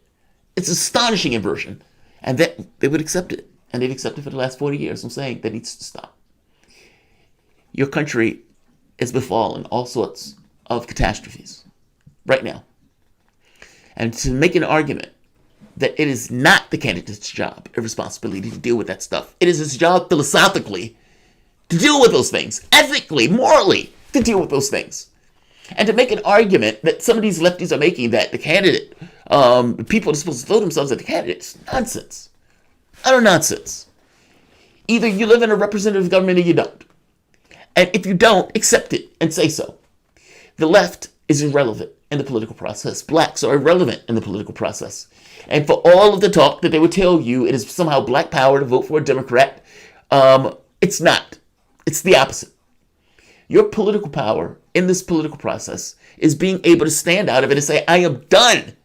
You get the vote when you represent the interests and stop with the cowardice and everything else. If you accept that you are infinitely necessary in order to get a candidate in office, that's political power. That political power, however, is dispensed in some ways and cases sometimes by letting that candidate lose. meaning power is having a large accruing of a lot of you saying, this is what we want, and setting a demand, dropping the mic and leaving with that demand lingering in the air. And they accept it or they don't. They get your vote or they don't, depending upon whether or not they accept it. And I am not even asking for something that is mind-blowing. I'm not saying, buy all the energy markets and that must be under public ownership.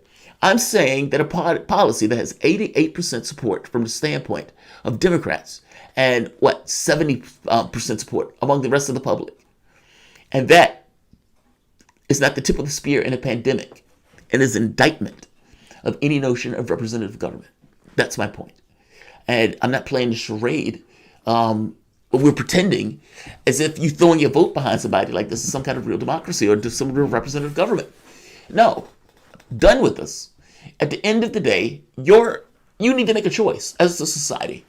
Do you accept that you are a representative government, in which case you advocate for positions and the politician goes out and advocates for those things because that is in the best interest of the country, especially during the middle of a pandemic? Shouldn't even have to make this argument. Or is it just you throw your body to stop the other guy? Like, share,